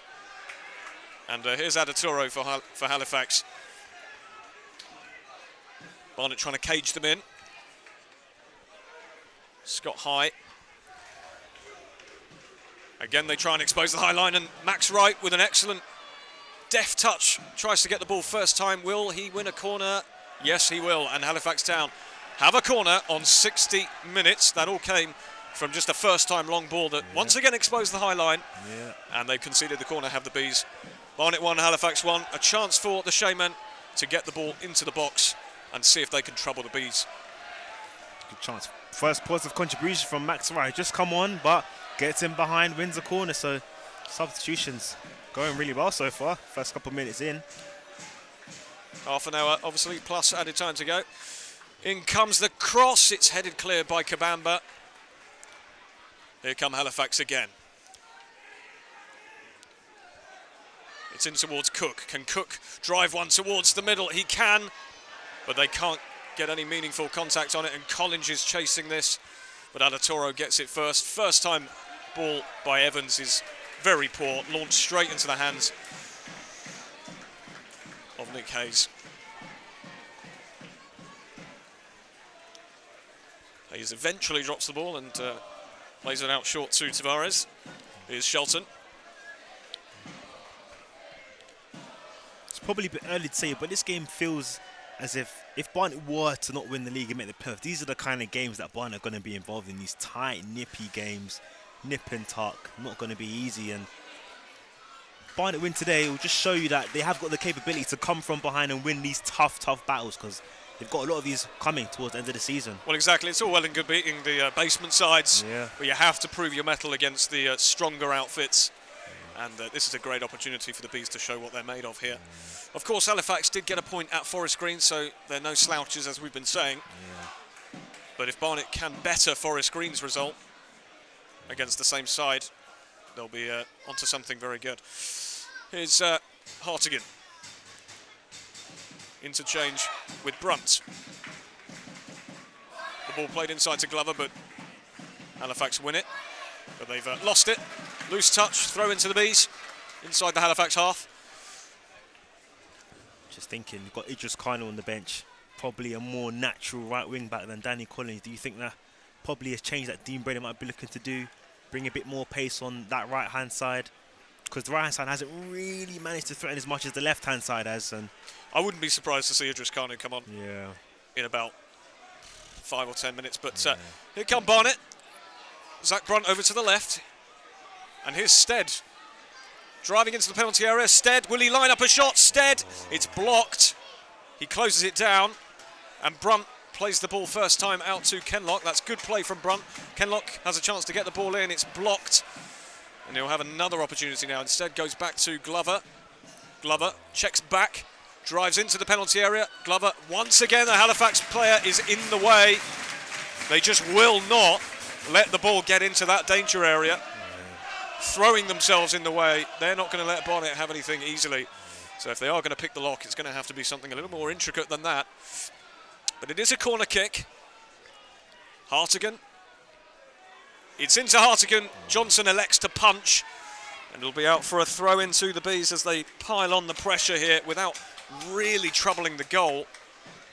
Yeah, just wanted to say, compared to last week, Mark Cousins was really tried and tested, had to save a lot of shots. This game, Sam Johnson's not really had to do much, so his backline have defended him really well, getting their bodies in the way, preventing Barnet from getting any easy looks or any easy shots. So A lot of possession, but just not enough efforts on target. It only takes a moment, though. If they can carve out that one opportunity, if they were to score pretty soon, Halifax would be forced to come out and you might see a more open game. But Shelton has done well there to win a free kick in a potentially dangerous area for the Bees. It's over on this near side, one for Anthony Hartigan to whip into the box. The likes of Kabamba, Aluwo, Collins, we know how much of a danger he can be. And Anthony Hartigan's quality deliveries are always a menace to any opposition. So it will be Anthony Hartigan to take the free kick. He whips one into the box and it's over to the back post, but it was just too high for Ryan Glover, who, if he had got some contact on it, had the chance to head it back into the danger area. But it was, alas, just a little bit too high for him, and it's out for a Halifax throw over on the far side.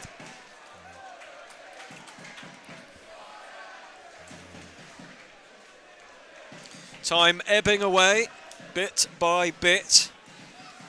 We knew this would be a tight affair. It's a really difficult one to call. Halifax haven't had really many opportunities in front of goal, but they've taken the one absolutely clear chance that they had. Yeah. They had that clear chance. Also had the Oluwaboru who had a shot which just went past. He did. That was a fantastic run, wasn't it? Yeah, really good one. Ran about 40-50 yards to create the opportunity for himself. But fortunately for the Bees, he's off the pitch. Hopefully he's all right. Halifax have a throw-in in the Barnet half now. 65 minutes gone, 1-1. Yeah. Real nip and tuck game at the moment. Because much as we could say free kick there. That's a really cheap free kick given away by Barnet over on the far side, and it's an opportunity for Halifax to make an entry. You're listening to Hive Live with me, Rory Edwards, and Brian Matovu, my co-commentator. We hope you've been enjoying the coverage so far as we tick over to the 66th minute, and Halifax have a free kick in a similar position to the one that Hartigan had just moments ago, this time on the far side. And if Halifax were to score now, it would make for a very, very interesting affair, as Barnet would surely have to throw the kitchen sink at it. Yeah, absolutely. In comes the delivery. It's nodded towards goal, and the last touch has come off a Barnet player, and it will be a corner kick to the Shaymen. Good delivery, because it was a good defender from Kabamba, to be fair, but that header could have gone anywhere. Yeah, it was right into the danger zone was that free kick. The deliveries that we've seen today have been pretty good, but neither side have been able to make them count. Yeah. Good defending from both sides from set pieces.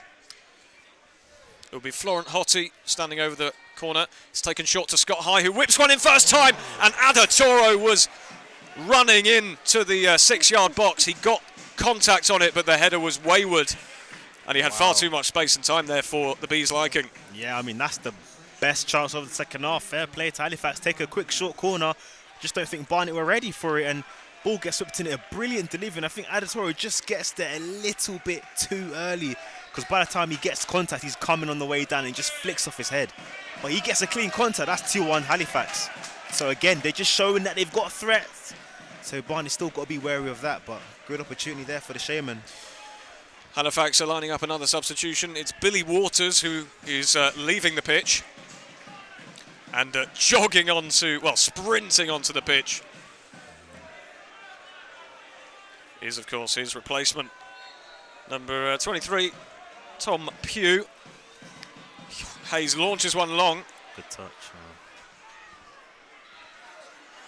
Stead gambles from the long ball, and that's a poor clearance that's fallen to Ryan Glover on the far side. Here's Kenlock. Glover keeps it in. Well, that's loose from Shelton, but Tavares takes absolutely no chances and lumps it back to Nick Hayes, who applauds his teammates' composure.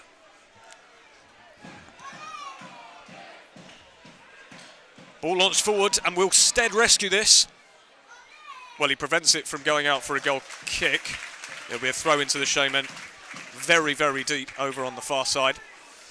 Good work from Stead to prevent the goal kick. Yeah, that's kind of Stead bread and butter, you know, chasing after every single ball. Chris Packett, chasing after the Chris Packett in a wind. Yeah. In the wind is the Dean Brennanism of choice. Leaves it all out on the pitch. Callister will never come away from a game thinking I could have done more. Leaves it all out there. 69 minutes played, still 1-1.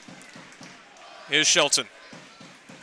Loose pass from him, and it's absolutely thumped clear. I'm running out of adjectives to use about lumping, thumping. That's what Halifax are doing. Oh. Although, a bit of a hairy moment there for Nick Hayes and Aluwo, who gave each other 2 terrible passes, and it's a throw into Halifax over on the far side.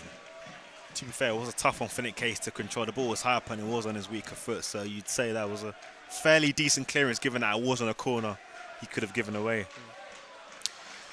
It took Barnet until the 93rd minute to get the winner against Forest Green earlier this season. It took them until the 90th minute to get the winner against Altrincham, who are, again, similar side to Halifax, a good, resolute, well-coached side. Reece Brown got the winner then. So we know that the Bees and their fitness levels, they will continue to go till the very end in search of what would be the winner. The ball goes out for a Halifax throw-in inside the Barnet half. Be a very big win as well. You know, we heard that, you know, York were drawing, Forest Green were losing. Don't know what the scores are now, but when teams falter and drop points, you've got to be there to capitalise, and that's what's got to be in Barnet. Said, of course, you can't focus on other teams, but you've got to do your job and then hopefully get favours from other sides. Scott High with a really poor ball out. It goes straight for a goal kick to Nick Hayes. And just as I've said that, I'm hearing York City are 2 goals up, so just through that we know that I think York would overtake Barnet, wouldn't they? Hayes with not the best goal kick in the world, and it's resulted in a free kick for Halifax just past the halfway line. Hayes apologises for the poor ball out. Just didn't get enough height or power on it. And as we predicted, Barnet are going to bring on Mr. Idris Kanu.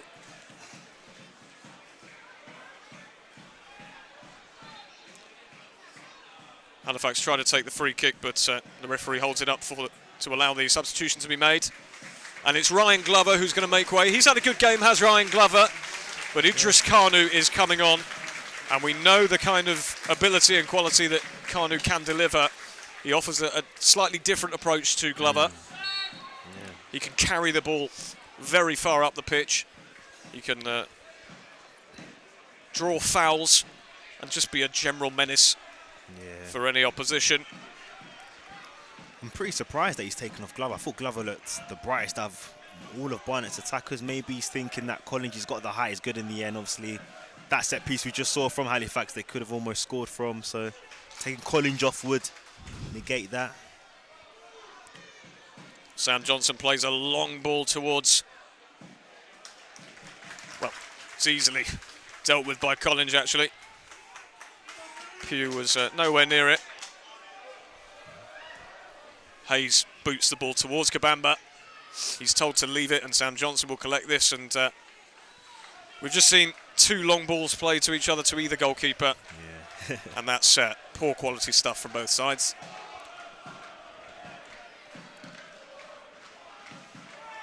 Like we were mentioning before about Nicky Kabamba not really being in games, I think this is the prime example of him. Sam Johnson with the long ball. It comes to Hayes, who heads it clear.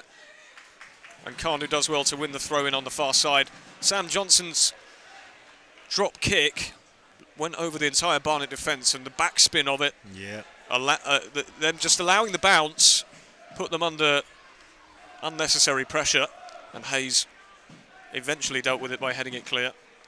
Here's Kanu over on the far side. Kanu surely fouled there. And he's pulled back down again. Referee Stephen Parkinson runs over to make sure no silly nonsense goes on. Halifax have a player on the deck over on the far side. Looks like it'll be all right.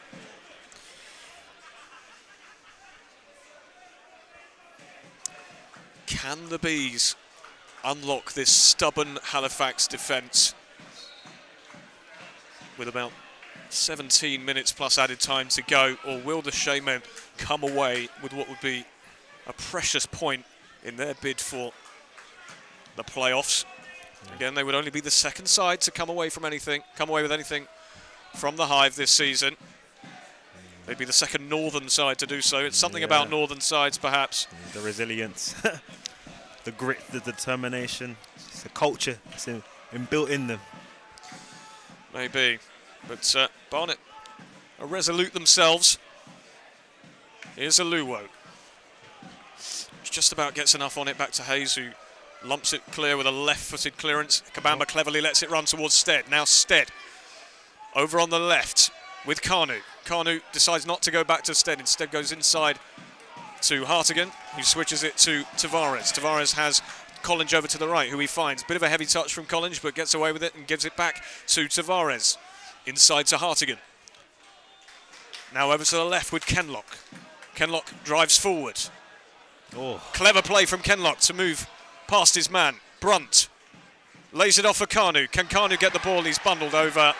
No foul at all. That's poor, but excellently won back from Shelton. And the Bees continue. Here's Collins. Decides to go back to Aluwo. Everyone for Halifax behind the ball. Collins floats one in towards Kabamba. Offside. And a needless offside there. Kabamba really needed to hold his run. Yeah, just relieves the pressure for Halifax now. They're going to slow this game down as soon as possible. I think we all know that they're looking to take away a point from this game. And 4 points from Barnet across the season, that's an excellent return from Halifax. So just got to hold on for 15 more minutes plus added time. It has the feel of a possibly frustrating afternoon for the Bees, unless they can find something here. It just hasn't quite clicked in attack. Kanu is absolutely thrown to the ground by Max Wright. And the referee is going to give him a bit of a talking to here, if not a yellow card. It is a yellow card. It was a cynical challenge. And that's exactly what Idris Kanu does. He gets in your face and he forces you to foul him. Absolutely. Sort of like Jack Grealish in a way. Yeah, just draws the foul, encourages you to foul him. I'm sure he's one of the most fouled players in the league. There's no official database for that stat. Brunt launches one into the penalty area towards Kabamba. Adatoro wins the header, but it's fallen to Collins over on the near side. Here's Tavares. Now Collins. He's got Stead as an option. Finds him. First time ball back to Collins. Brilliant ball inside to Tavares, but he's offside. And it's more frustration for Barnet. Eye of the needle pass from Collins. Great vision from him. Brilliant vision. Good positional play from Tavares to get himself into space, but just didn't time his run correctly, according to the linesman. And it's a free kick to Halifax. Yeah, you just got to say good positional play from Halifax. You've spoken so much about the defence this whole game, and they're just showing you why. All in line, all in communication, all in sync. And still, 77 minutes in, and I can't think of a save that Johnson's had to make. Long ball played again from Johnson, and Johnson's long balls have been the best outlet for Halifax. They just keep getting behind Barnet's back line. Great defensive work from Collins, who surely pulled back there. No foul given, and it's a throw in to Halifax, halfway inside the Bees half. 77 minutes played.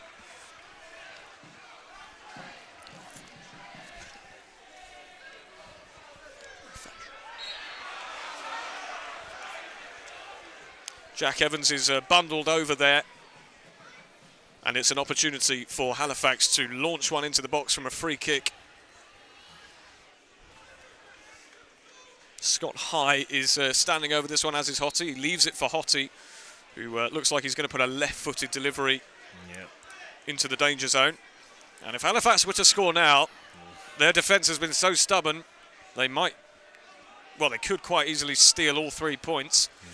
The Beast fans will be hoping that certainly isn't the case. Hottie with the ball in. It is a decent one. It's headed away. Here's Wright. Kanu with a crucial block to stop the cross getting in. And it's a corner kick to the Shaymen. And Hottie is running over to that far side to take it. Come on, Shaymen, is the cry from the away fans. They sense that there could be an almighty smash and grab here. Yeah, that would be a Christmas present as they go back up to Halifax, 3 points. But every time they get the ball in the box, Halifax, it's just danger. Hottie stands over the corner. Delivery comes in, headed clear by Kabamba. It's out to, well, it's actually a really good block. Back out wide to Hottie. Brilliant delivery. Hayes thinks about coming for it. He doesn't get there. It's right! Blazes it over the bar, and Barnet get away with one. Yeah, to be fair, good defending from Kabamba. First on the corner, then second from that cross in, but comes out to right on the edge of the box. And he forced him quite nicely. Should have spoke to Mark Shelton about how to put in a volley from last week, but it's a good effort, and to be fair, Nick Hayes did look a bit troubled. Instead, could he latch onto this long ball from Nick Hayes? Hayes' opposite number does well to get it away. Collins with a poor ball gives it away too easily to Halifax, who tries the ball out wide. And it's Max Wright over on the far side. He's got options in the middle. He gets the ball into the box. Aluwo with a crucial header away. It's come off the corner flag and goes out for a throw into Halifax, fortunately for Barnet. And it's suddenly getting a little bit open from nowhere, really. Yeah, it's a good spot for Halifax. They got the free kick, set piece, put it in, it's causing trouble. Again, another long ball down the field, and that's what's causing Barnet problems throughout the whole game today. Barnet going for the win, but as we say, if you can't win the game, don't lose the game, and Halifax are in the ascendancy at the moment. Here is Hottie. In the ball comes, it's almost over Aluwo's head. Will Kabamba stop this from going for a corner? He does brilliantly. That's surely a handball from Idris Kanu, and that is such a poor free kick to give away. Right under the referee's nose. And there's an opportunity here for Halifax to get the ball into the box, which Barnet have just about dealt with the whole game, but it only takes one entry. Yeah. And this is Halifax's best chance to steal something. For sure, and Hottie's got that wonder of a left foot, so we know the delivery is going to be of a fair good quality. Nicky Kabamba's got an important position at the near post, stopping that from getting into the box. In it goes from Hottie. He goes for goal, and it's a slightly audacious effort, really, but Hayes had it covered just over the top of the bar, a couple of yards over, and Barnet get away with it. Yeah. Decent effort from Hottie. Left foot strike, just gets a bit too much purchase on the free kick, but the idea was very, very good. Just couldn't execute it. Here's Adi Aluwo. Now Kenlock will surely launch this long. He does, down the left channel into Stead. Can he control it? Instead, it's lumped back to Nick Hayes. And they will rebuild once again from the back, will Barnet. Hayes decides to go long once again. Who will it drop for? It's headed clear. Brunt gets an important touch towards Hartigan. Hartigan over to Tavares around the halfway line. Here's Collins back to Tavares. They just can't quite seem to unlock this Shaymen side. The best chance they had was right after they equalised in the first half. Shelton's effort cleared off the line, and you feel perhaps that needed to go in. Yeah. But that just goes to show you how good Halifax defence has been. We're talking about chances in the first half, and we're almost at the end of the second. Just can't pick out any clear-cut opportunities, and just giving the ball away cheaply there, and another free kick. Yeah, Kenlock with a loose bit of play. Initially, a good bit of skill to get away from his man. Held onto it too long, and Shelton commits the foul against Jamie Cook, and Halifax have another free kick just past the halfway line. Yeah. Just 7.5 minutes for the Bees to find a winner, plus added time. Halifax booing the referee. They believe that Mark Shelton should have picked up a yellow card for that, and they probably have a bit of a point. Yeah, it was a quite cynical foul. They were in the ascendancy, but referee just was a bit nice to Shelton. And Two-Face scored a goal, so.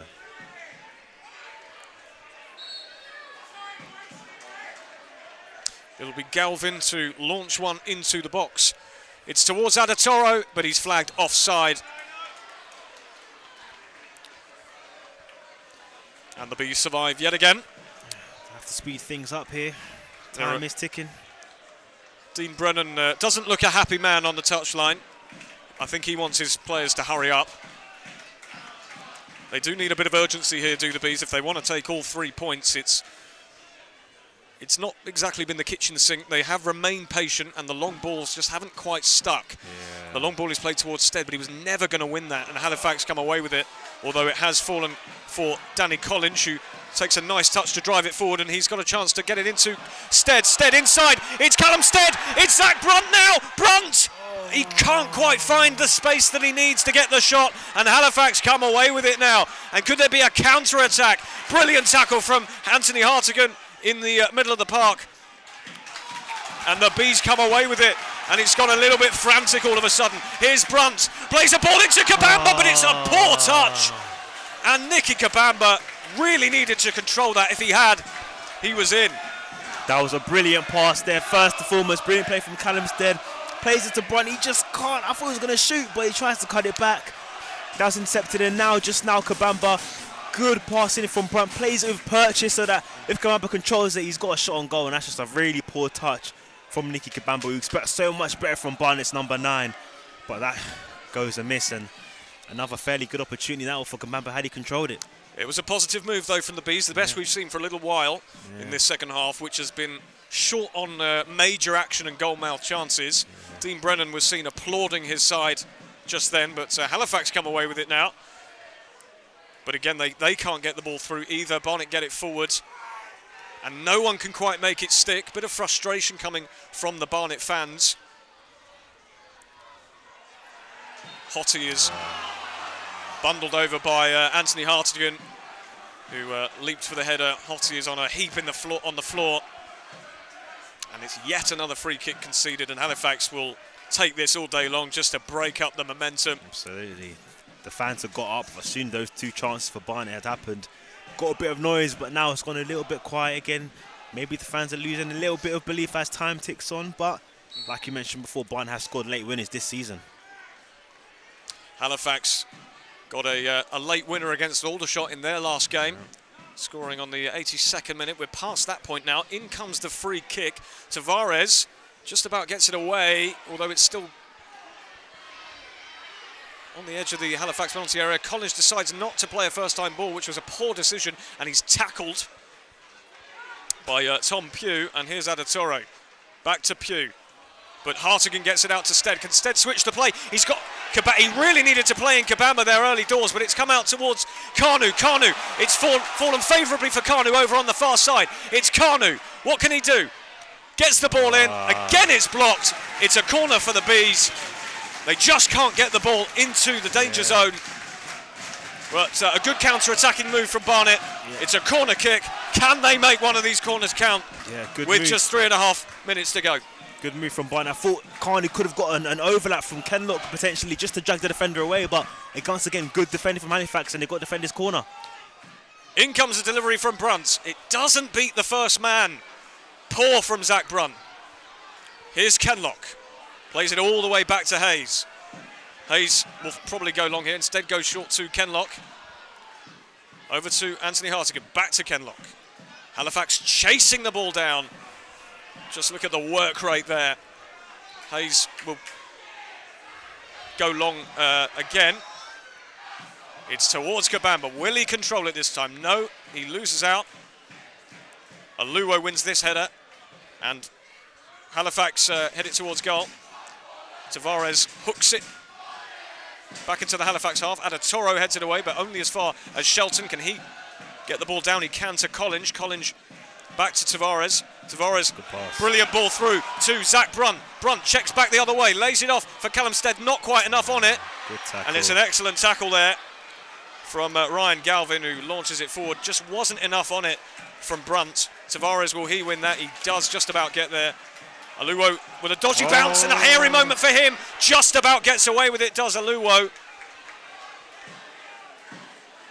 And the Halifax man is fouled once again, much to the anger of Barnet fans. Stead with a really cheap free kick to give away there against Tom Pugh. And it's just loose possession from the Bees, and they're shooting themselves in the foot here as time ticks away. They really need to get a hold of this. It's getting a bit frantic at the back, and Oliver, he just put Bees players in harm's way with that poor header, and Callum Stead had to commit the foul as Halifax were ascending. But they've got another set piece, and they've looked dangerous in a couple of them before. Florent Hottie is making way as Halifax make yet another substitution.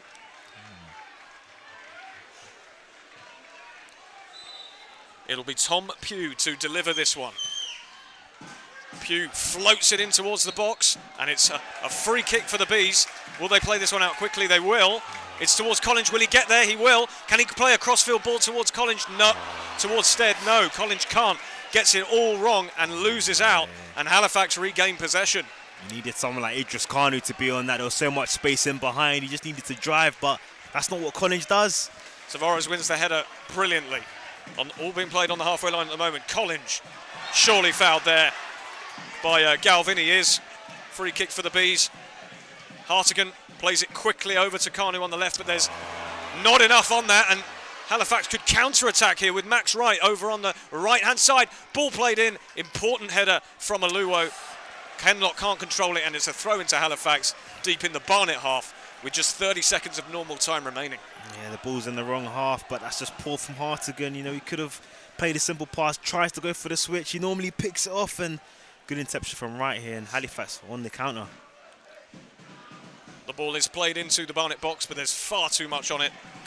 And it'll be a goal kick for the Bees, which it has been a frustrating affair. Yeah. And it's a shame for the Bees that they didn't manage to get the goal.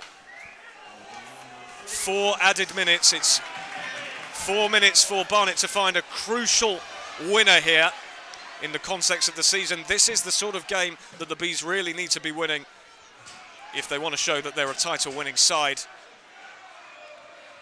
But they can't quite make the ball stick over on that far side. The ball is played towards Halifax's attacker. And they've still got the ball of Halifax, and they've run it out of play, but it's a Halifax throw-in. Time ticking away, and the ball is at the wrong end of the pitch. Yeah, when it gets into added time, they're going to take so long to take these throw-ins. Halifax, they've defended really, really well, but I think there'll be one more chance for Barnet. There always is. There's always one more chance. Well, at the moment, the ball is in the wrong half, and if anyone's going to have a chance, it could be Halifax. Yeah. They've got a throw in here. 3 minutes left.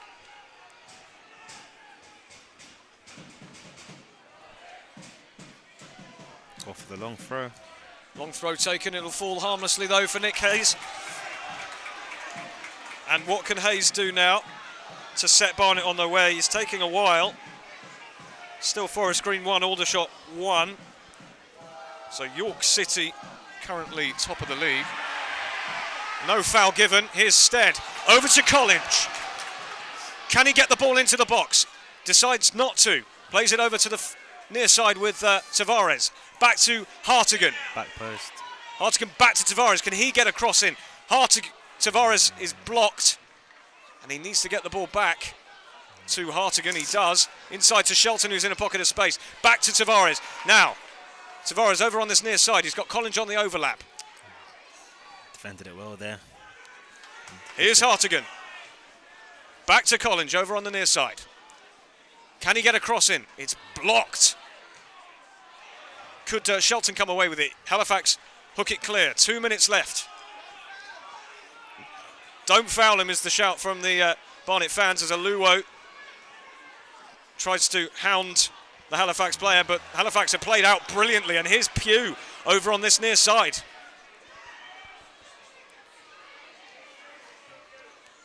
Great work from Hartigan to win the ball back.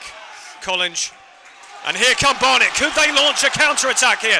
Brunt plays the ball over to the left-hand side with Stead. Will he get there? Great he pass. Will. Brilliant pass from Zach Brunt. And here's Callum Stead taking on Adatoro into the penalty area. Callum Stead, he just cannot get the cross right. And it's straight into the gloves of Sam Johnson. And it's a massive waste for the Bees. Yeah, there was so much potential in that attack. Brilliant switch out to Callum Stead from Zach Brunt. He takes on Adatoro. Adatoro, fair play to him, shows him on his left foot, but the final cross is just too poor. And Sam Johnson can gobble that up and waste a lot more seconds as time ticks on. 45 seconds to be exact. And it'll be Johnson to lump one towards the Barnet half. Aluwo wins the header. And here's Pugh, tries to feed it.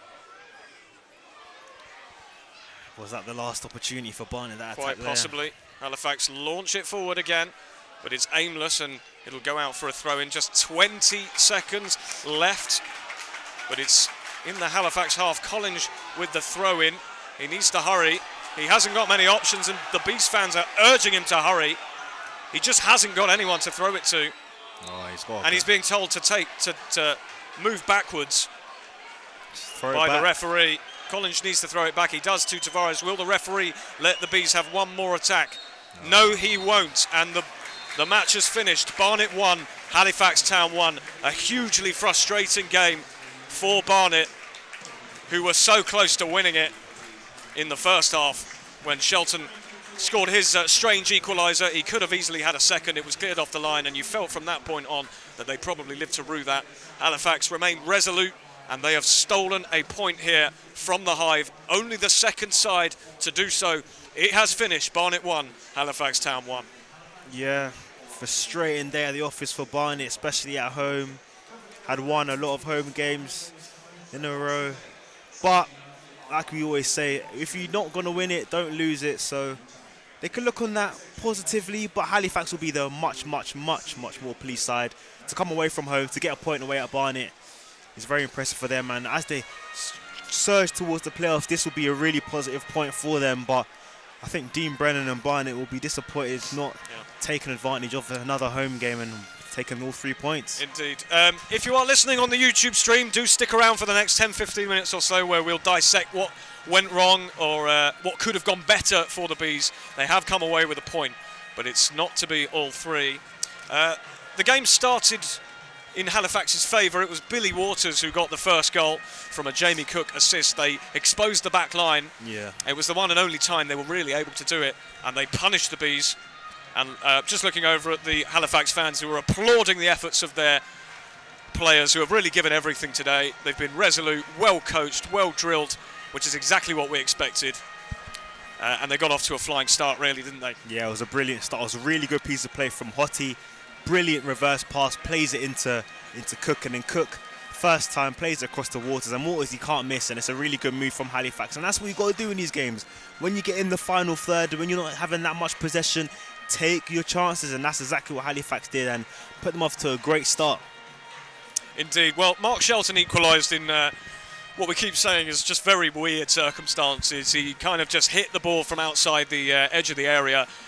He didn't even seem to get too much contact on it, but it was almost the fact that he got such a strange contact on it that fooled the keeper, Sam Johnson. And in retrospect, I think Halifax will be really disappointed that is the goal that they conceded, because if they had just held on, they might have actually come away with all three here. Yeah, for sure. I mean, it just, like you said, felt eligible to Shelton, and like you say, if you don't buy the ticket, you don't win a raffle, and Shelton took a shot. Again, I think the keeper's got to look at himself. What happened? Was there a deflection? What just happened? Because it just seemed to trickle its way in, and that put Barnet level, and it was a good response from that beforehand from Barnet, you know, going behind and did get in the ascendancy, and that was a timely equaliser for Mark Shelton. It was, and they so nearly nudged their noses in front. It could have so easily been 2-1, and probably should have been so easily. Kabamba got on to the end of a Ryan Glover cross, headed it backwards into the path of Shelton. Kabamba might have had a go himself, but he instead went back to Shelton, and he got enough contact on it once again, but it was cleared off the line, and some of the Barnet players were actually claiming for a goal. So we'll have to look at that one probably on the replay, but let's just say it wasn't a goal, but it was so nearly.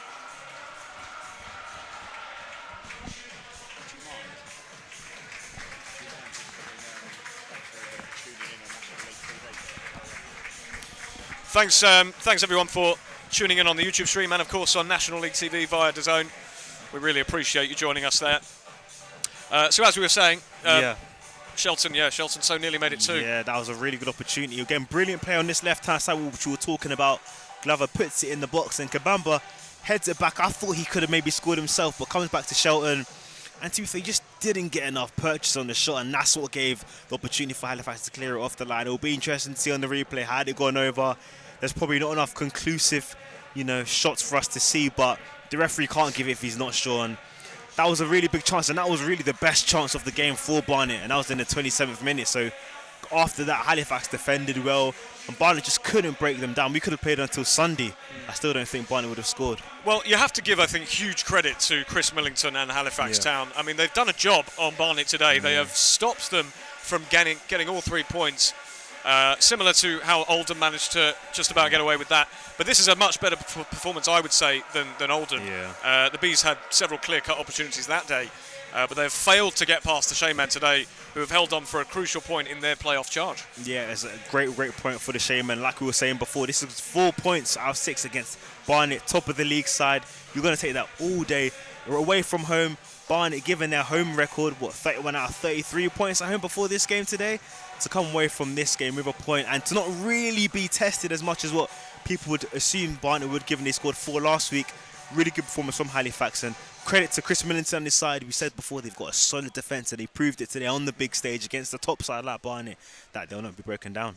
Now, I can't recall any clear-cut chances for the Bees in the second half. It was a game of nearly chances, a game of half chances, or even quarter chances. Finding neat pockets of space. Kabamba found himself in some space several times, but he just couldn't hold on to the ball.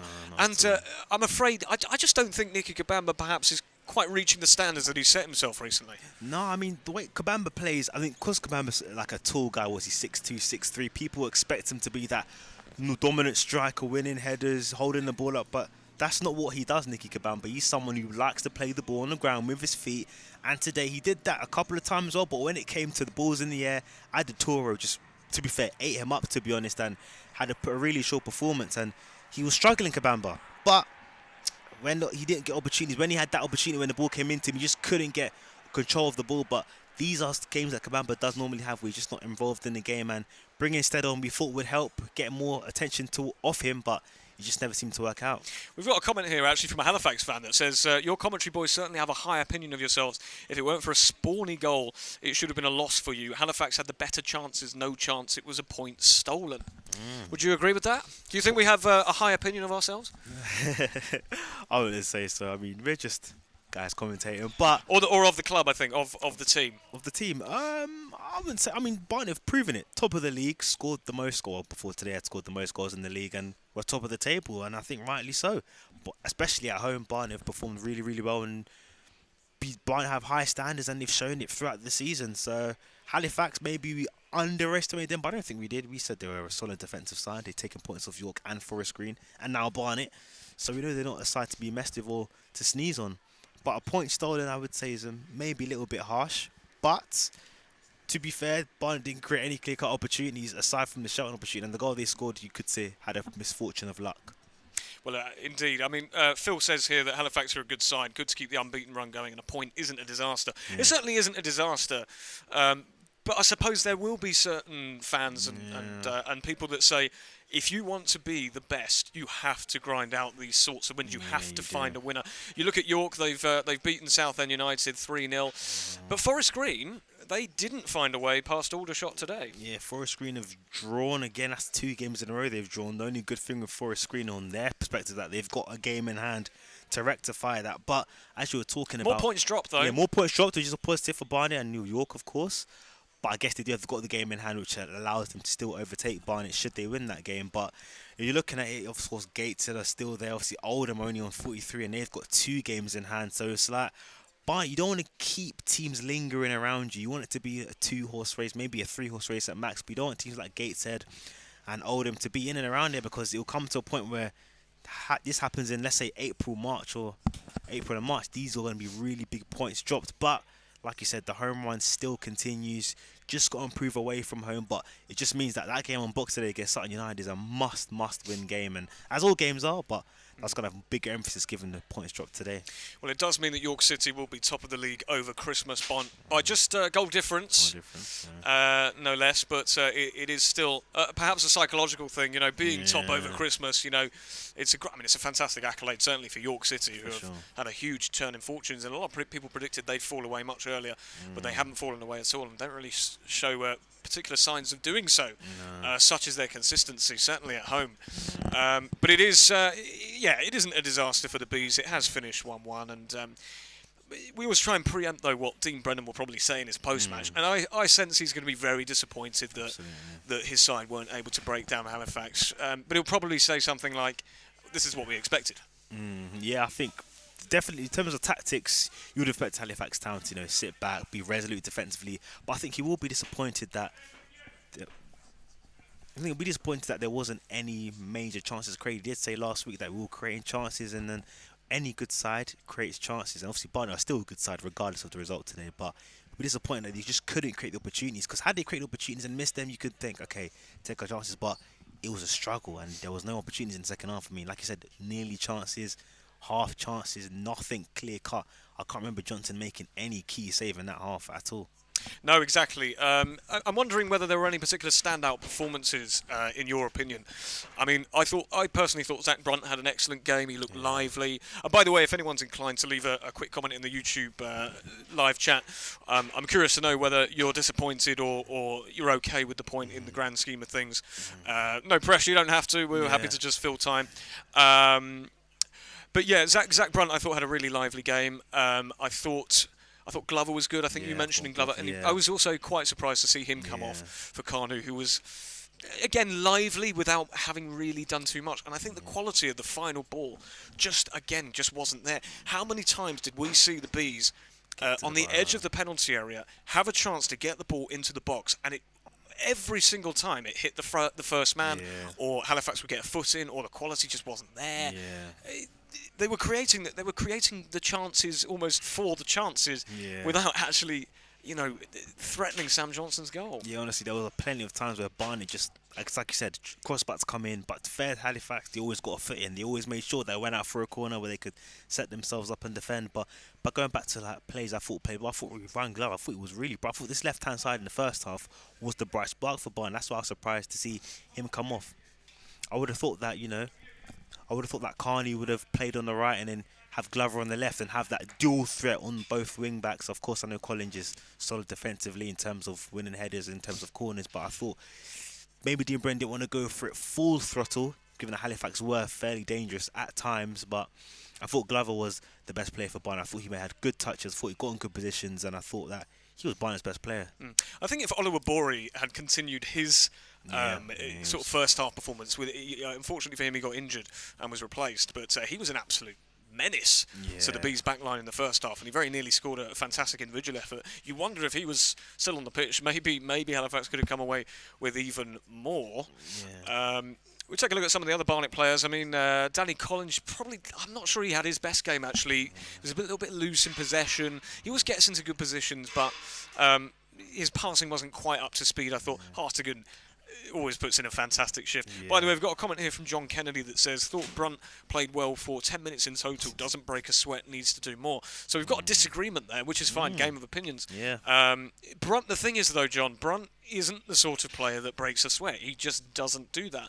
He's compared to Callum Stead. I wouldn't go as far as to say he was a luxury player, but he is just one of these players that just glides in and out of kind of the game. And moments player. He's a moments player, really, isn't he? He's kind of just...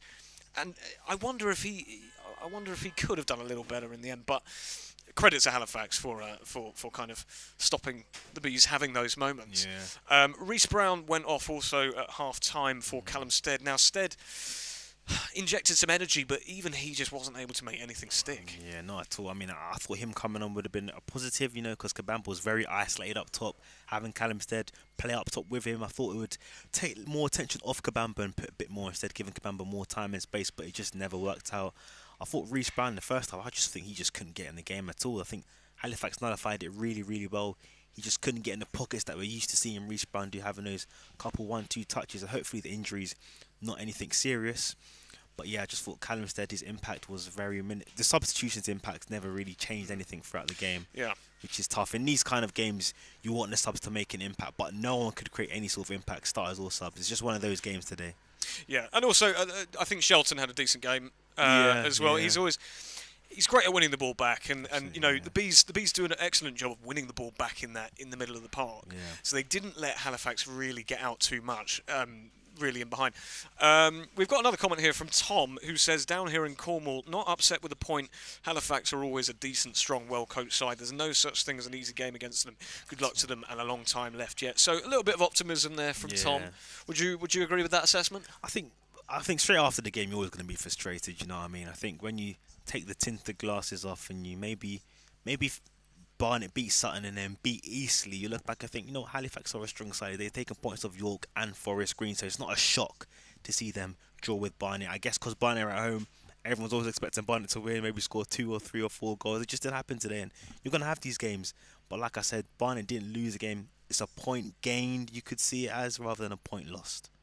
Well, indeed. And, well, let's look quickly ahead to the next game that Barnet have in just a few days' time on Boxing Day, which we'll obviously be here for. Back again. Hopefully after stuffing ourselves with... will it be a turkey for you, or...? Turkey, chicken. I mean, I'm African, so, you know, we get rice, plantain. I think I might have to stop by and nick something off you. My house will be very full. Yeah, no, absolutely. So Barnet plays Sutton next on Boxing Day. I can see here that the Sutton have actually lost at home today by 2-1 against Tamworth. Ooh. The same Tamworth that the Bees, of course, beat 7-0. So this is how football works, right? Honestly. So the Bees will obviously beat Sutton, right? That's how it works. Sutton have had an odd season. They've been really inconsistent, and they sit sort of bang in the middle of the table, 13th out of a possible 24. They've not had the best season since being relegated from League Two. We obviously took Joe Kizzy from Sutton as well, but Joe Kizzy hasn't even been in the team. But obviously, that's a game, as you said earlier, that you really do hope that Barnet can get past a side like Sutton. But I suspect that they'll be similar to Halifax in a sense that they'll try and frustrate. They'll be physical. They're, by all accounts, they're kind of a bullyish side. So that's the sort of game we might be expecting. Yeah, I think most teams that will come here below, I think any team outside the playoffs is going to come to Barnet knowing that Barnet are a formidable side at home. You can't come here expecting to have your game plan and win the way you want to win. You're going to have to dig deep, defend more, because Barnet are always going to dominate possession when it comes to these types of games. But on a Barnet perspective, listen, it's another home game, 3 home games in a row. Ideally, you would have wanted to get 9 out of 9, but 7 out of 9 is respectable, but you have to beat Sutton. I mean, you've got to win that home game for sure. Sutton are a mid-table side, or a side you should beat. Halifax, again, a playoff chasing side. Sutton aren't really to that level yet. They're just a tier below. So Barnet should expect to win that. Not expect to win that game. They should be looking to win that game. And we expect to win every game. Yeah, you know what I mean? But absolutely. That's a game that you got to look and think we have to win, because York aren't slowing down. Forest Green are still there in the battle. Another drop points means Gateshead and Oldham, they're just sides that won't go away. That annoying fly that's just lurking about. And they are, yeah. Gateshead only 4 points behind the Bees in 4th place, and Oldham with 2 games in hand over the Bees. Yeah. If they were to win their both games in hand, they would actually go above Barnet there. So, or is that true? Yes, it is true. They'd be on 49 points. Yeah, which I mean, Bees on 48. Yeah. So, anyway, I think we should probably leave it there. Yep. Thank you very, very much to everyone who has joined us today for the commentary. We hope you enjoyed it. We hope you've enjoyed the little chat afterwards as well. Thanks for your comments. Thanks for your interactivity. We can see you lot are all chatterboxes in the live chat, you know, constantly talking throughout the game, and that's what we love to see. It's another instalment of Hive Live, and we will be back, as we say, for Boxing Day against Sutton, which we hope will be another cracker. It's a shame the Bees couldn't get all 3 points today, but in the meantime, hope everyone has an absolutely lovely Christmas/festive period. Merry Christmas, stuffs everyone. themselves silly and gets whatever they ask for. Yeah, hopefully you all eat, sleep too much, and then by the time you tune into the Sutton game, you're all listening from home. Yeah, and let's hope Santa can deliver 3 points for the Bees. Admittedly, belatedly, the day after Christmas, but it would be nice. It would be very nice. So thanks again, guys, and we very much hope you'll join us for the next game. See you later, guys. Take care.